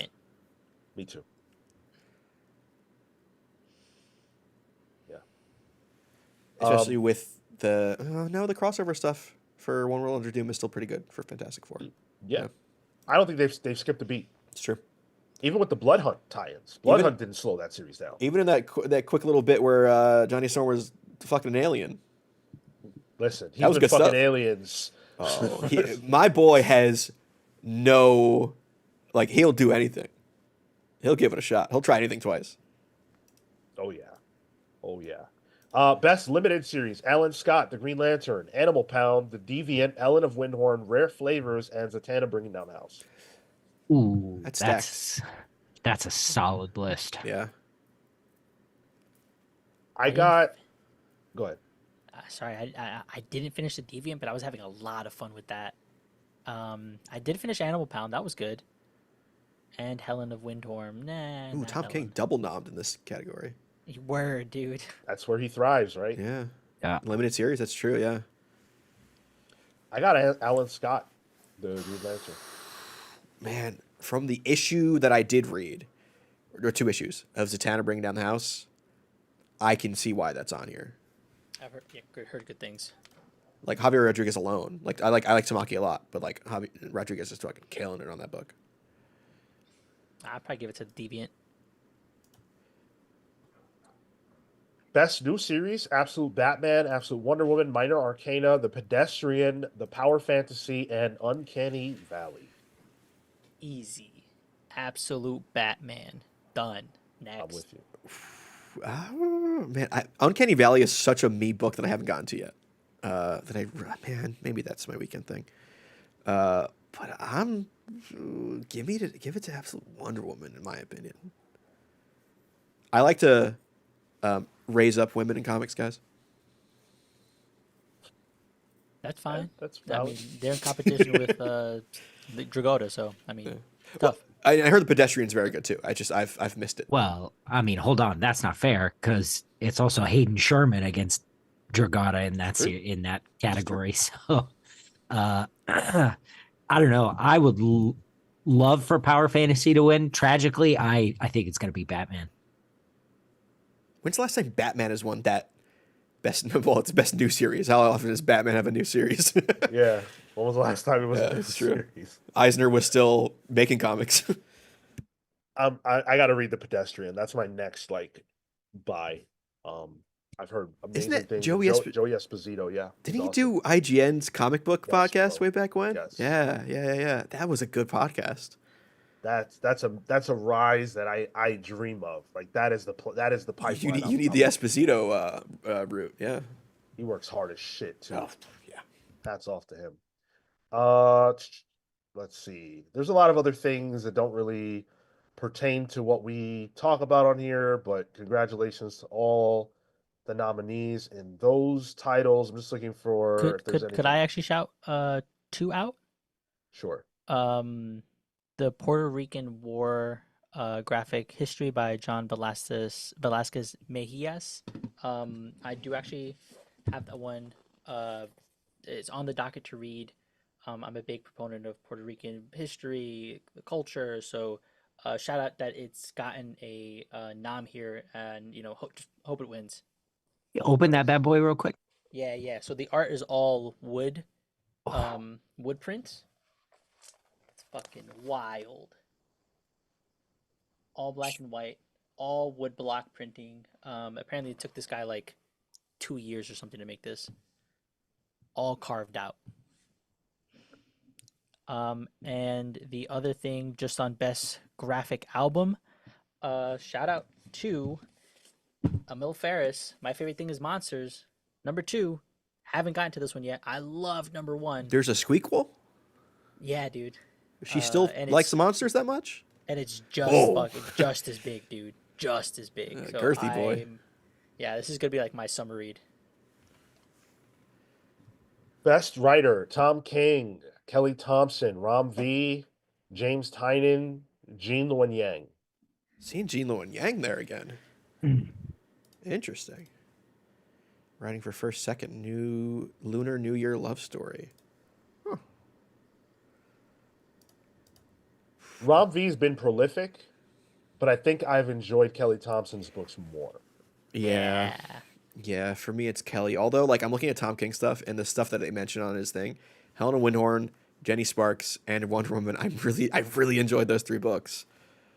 But it's Kelly for me on this one again. Yeah, I would love for it to be Kelly. I think it will be Tom King probably. I think Ram V will win. Hmm. That's my guess. You look at it. Look at Hope the that's true, too. rare flavors: Dawn Runner, the One Hand Creature from the Black Lagoon. Yeah, They didn't even include Detective Yeah, I Comics. know. I was just about to mention that. Yeah, which got nominated. Right. Yep. Best inker, penciler, inker, or team: Philippe Andrade, Nick Dragotta, Bilkis Evely, Manu Larsenet, Javier Rodriguez, and Lu Yuen Pham. Nick Dragotta for me. Yeah, it's Same. Tragoda for me too. Same. No, Hayden is wild. Maybe this next year with I Dark thought Patterns. that too. I don't understand that. No Dan Mora. I don't understand that. I don't understand it either, but I understand it in this scheme of Eisner's. Does that make sense? Yeah. Yeah. And that's why I don't like them, but I don't have the energy to go on a rant today. Best cover artist: Junie Ba, Evan Cagle, Bilkis Evely, Tula Lote, and Hayden Sherman. Damn, Evan Cagle getting a nomination in his first year in comics. Back the right horse. Yeah. I think if we're talking covers, it's got to be Evan for me. Yeah, those New Gods covers are off the chain. And Detective Comics. Those were cool. Yeah, the Those were detective comic amazing. one. Yeah, that might tip me over too. I love Hayden. But man, yeah. Hayden's a tremendous interiors guy. I think Evan's interiors are great too, but his covers are his his covers are what Hayden's interiors are. I think Evan's covers are that for his career. Best coloring: Jordi Belair. I don't need to go on, right? I mean, Javier Rodriguez getting a nom for his own work. It's fun. Dave Stewart, Yeah. Quentin Dave Stewart Zuchin. having the longest credits. Yeah, Jesus, prolific. Best letterer: Becca Carey, Leela Corman, Clayton Cowles, Emil Ferris, and Nate Powell. No Haas on that one. Yeah, dude. That was my first thought. Oh, What the fuck? interesting. Yeah. Snubbed. Hey, Haas, you heard it here first. Snubbed. I'm sure people have told him. That has Yeah. to just be like let's get some other creators involved because he wins every year type thing. Yeah, and maybe he just hasn't put out as much. Then he's in like 3 books that we're reading, no? Yeah, true, yeah. Also noticing my nomination must have gotten lost in the mail. Mine's not on here either. That's Yeah, true. what the Interesting. Yeah. fuck? Huh. What the fuck, Eisners? Yeah, they just have Call bad Will up right taste. now. It's Call crazy. Will. Damn. Um, alleged can who can vote? Who can It's vote? I think it's creators Yeah. specifically. I'm looking at the nominees for No. Hall of Fame too. Very interesting people on here. It says the 2025 judging panel consists of editors, publishers, librarians, Yep. retailers, and educators. Yep. Oh, did they do the nominations then? Yeah, this is the Creators? judging panel. I don't know if they do. I might be a little biased. Maybe I'm thinking of a different award then.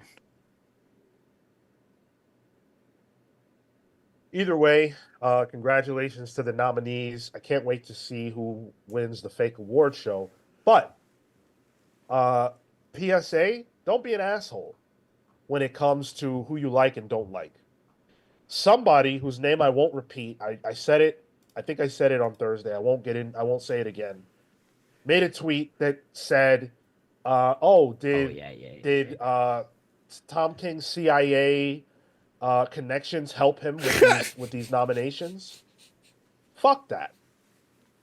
I'm not that big of a fan of all of Tom King's work, but I love a lot of it. But regardless of what you think about Tom King's work, that's a human being. And he gets real life death threats over something that people have no knowledge of whatsoever. So to use your platform to bring that up, to make a joke at his expense, isn't cool. And people in this space, A, need to be careful about how they talk about others, and B, stop with the fucking Twitter fingers. It's getting old. It's getting really old. And if anything, if his CIA and anything is going to be useful, it's going to be writing the next big show about space cops. Right. I have a real big problem with people who are internet tough people and internet. Oh yeah, you can say anything you want behind the veil of the internet. Say it in person. Say it in person. Everybody's a loudmouth behind the scenes. Say it in person. Tell Tom that. He's accessible. eye. What's that, Tom? He's at cons. You can go ahead. Give it a shot. Very approachable. Very approachable. Anybody you want to talk shit to, you should do it in their face. It's disgusting. It's disgusting. I'm curious about this. Comics are dope. So you're saying Evan Cagle equals Lupita Nyong'o. Is that in terms of like, being nominated for one of the top awards right away? Okay. That makes sense. Michael DeFont says a good way to support the channel is by clicking the likes and thumbs up button. It goes a long way to help growing the channel. Thank you for saying that, Mike, and you're completely right. People should absolutely hit that like button. Subscribe to the channel if you've been enjoying the conversation so far. T Quench says, I'm tired of death threats and swattings, etc. Yeah, it's bullshit. Yeah. It's bullshit. And everybody's a loudmouth. Everybody. Everybody's a loudmouth. But you won't say it to the person's face.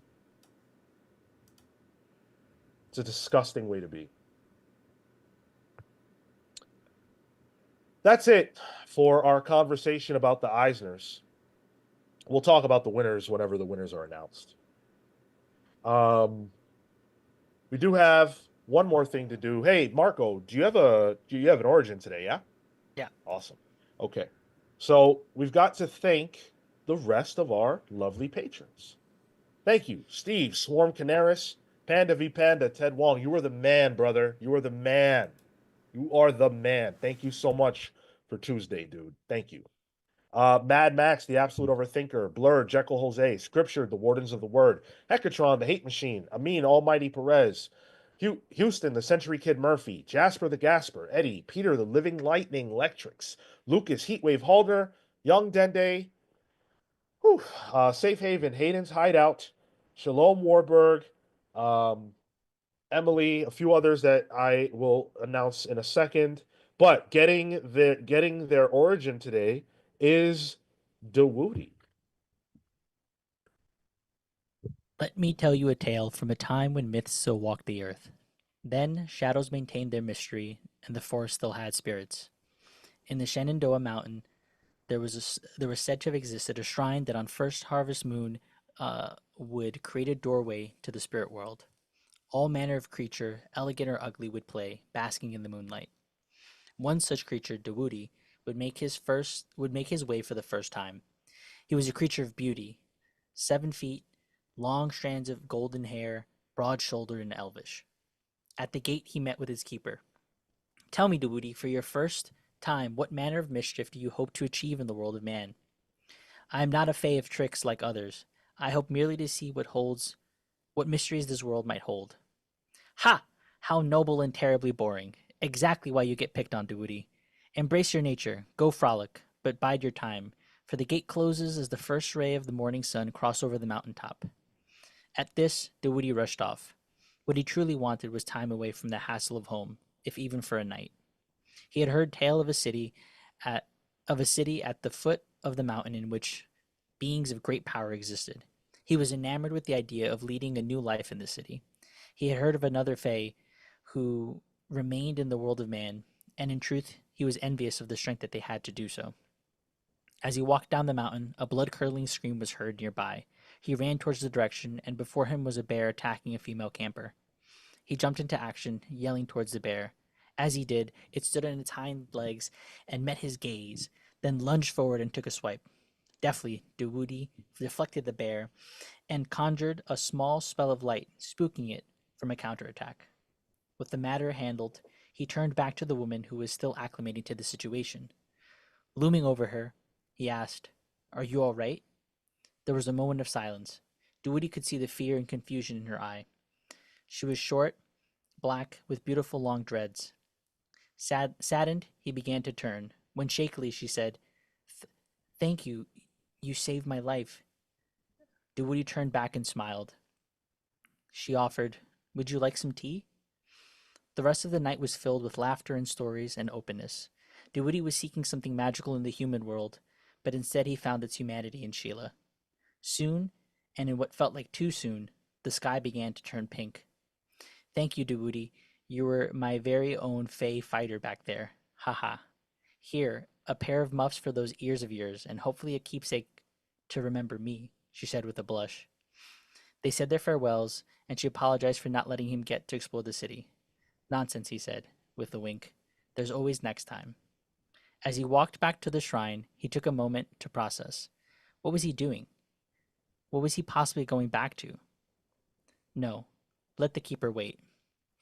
This Fey fighter turned back towards the city and rushed to catch up. When he saw Sheila, he yelled out, "Hey, so it turns out next time came a bit sooner than expected." She turned, smiling from ear to ear, both heading towards the city. The end. Made it a little fairy tale. I love it. So is the name Fey Fighter? Is that Yeah, awesome? the Fey fighter. Ooh. A little alliteration there. It's like Akatar without all the fucking. Don't know what you made reference to, but Okay. Well, I mean, it's a Marco book. We have to assume. Implied, well, yeah. that's where the threads are being seeded. Yeah, if Dawudi likes it that much, we can get into the fucking. Welcome, Fey Fighter Dawudi, to the Palsverse. Thank you so much.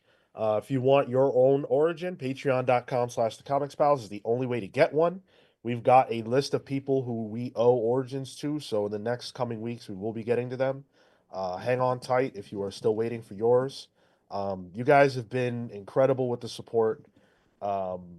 Really would love to see more people. Hey, just check out the Patreon. Go to the website, patreon.com/thecomicspals. See what's there. If it's for you, great. If it's not, that's fine too.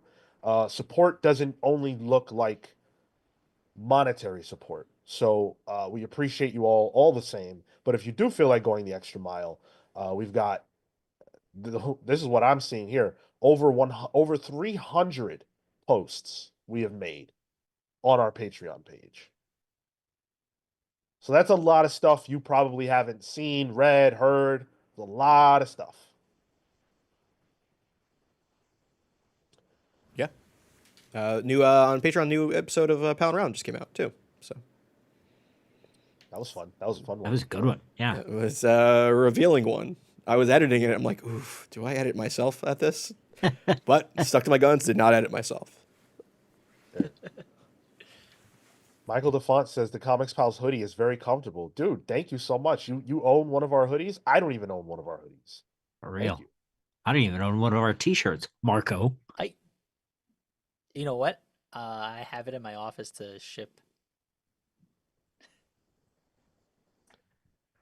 When are you going to get around to that? It's going to Amarillo though. So never. I was going to say, like, does that help Cale at all? I mean, he's not, Nope. he's not there. Sure doesn't. Isn't that the last the address I can send some stuff to? Oh, certainly. Yeah. You just won't see it for a while. Yeah. Yeah. Who knows when I'm going? It might not even fit by the time he gets it. Hey. Dude, it's like $70 to send it over to you. It might Yeah, be I too know. big on you, Cale. Yeah, I'm getting pretty ripped. Yeah. Also want to say thank you to Chris Coleman, who very much deserves a shout out. Joined us at the yearly. He joined us for a year in advance. So thank you, Chris, for that. That's incredible. Ooh, in advance. Damn. Yeah, paid up. We got your money, Chris. Now we don't have to work hard. No, I'm just kidding. Thank you guys so much for listening. We appreciate you tuning in and hanging out with us for nearly 4 hours at this point. My God. We appreciate you guys hanging in there with us. Tuesday, this is an announcement for the rest of the pals because I forgot to let everybody know. But I can officially announce that on Tuesday we will be interviewing one Patrick Horvath. Yeah. That is at 6 p.m. Eastern. We're going to be chatting with Patrick Horvath about Beneath the Trees Where Nobody Sees, the original, which we read and love, but also the sequel, which will be dropping soon. So we're going to be able to talk about that. It should be a lot of fun. Is there any time where a book might actually be called a squeakquel? It's probably that book. That's probably that one. Yeah. Did everybody here read it, or We read some of it for the show, for sure. I read all of I it. read the first issue. I read all of it, yeah. yeah, that shit was man, Stomach turning at some points. at times. Yeah. Yeah, for sure. So we will be live with you on Tuesday at 6 p.m. Eastern for that. I don't imagine that the same level of support will be shared for this one as we had for Mark Waid. But as many of you can make it, come out, show out. It's going to be fun. Half-hour interview with Patrick Horvath. If you've never read Beneath the Trees Where Nobody Sees, read it ahead of time or listen to us sell you on it on Tuesday. Either way. Monday at 1 p.m. Eastern for Pals Previews, which is always fantastic. Tyler's been doing a great job with the edits on that. So go watch that and appreciate Tyler's hard work. Thursday at 6 p.m. for Pals Pools. And then next Saturday, we'll be right back here with the main show. Are you doing something else this week, Sean? I'm doing some things else all week. Today at 8, I'll be on OmniDog's channel, OmniDog's Vault, for those of you who are fans of the Near Mint-verse. You'll know OmniDog. I'll be on his channel at 8 p.m. to talk about snow bunnies. Wait, Tuesday. wait, really? Yes. You're going to be explaining snow bunnies to a white dude? Yes. Oh, shit. I'm busy right now tonight, but I might clear up. We're going to talk snow bunnies and Howard Stern, Tyler. So that is like... Oh, no. We might... Sean might get canceled by next week. We might be one down. It's possible. Tuesday, I'm doing something really special with... I mean, he hasn't announced it, so maybe I shouldn't. BJ and I are going to be doing something together. It won't be live, so you won't see it then, but you'll see it down the road. Thursday, I'm on Near Mint for their Fantastic Four Evergreen stream. So I've got a lot going on. But in the Pals verse, we appreciate all of you for being with us. Thank you guys for all of your support, and we hope to see you all throughout the week. Enjoy the rest of your weekend. Take care.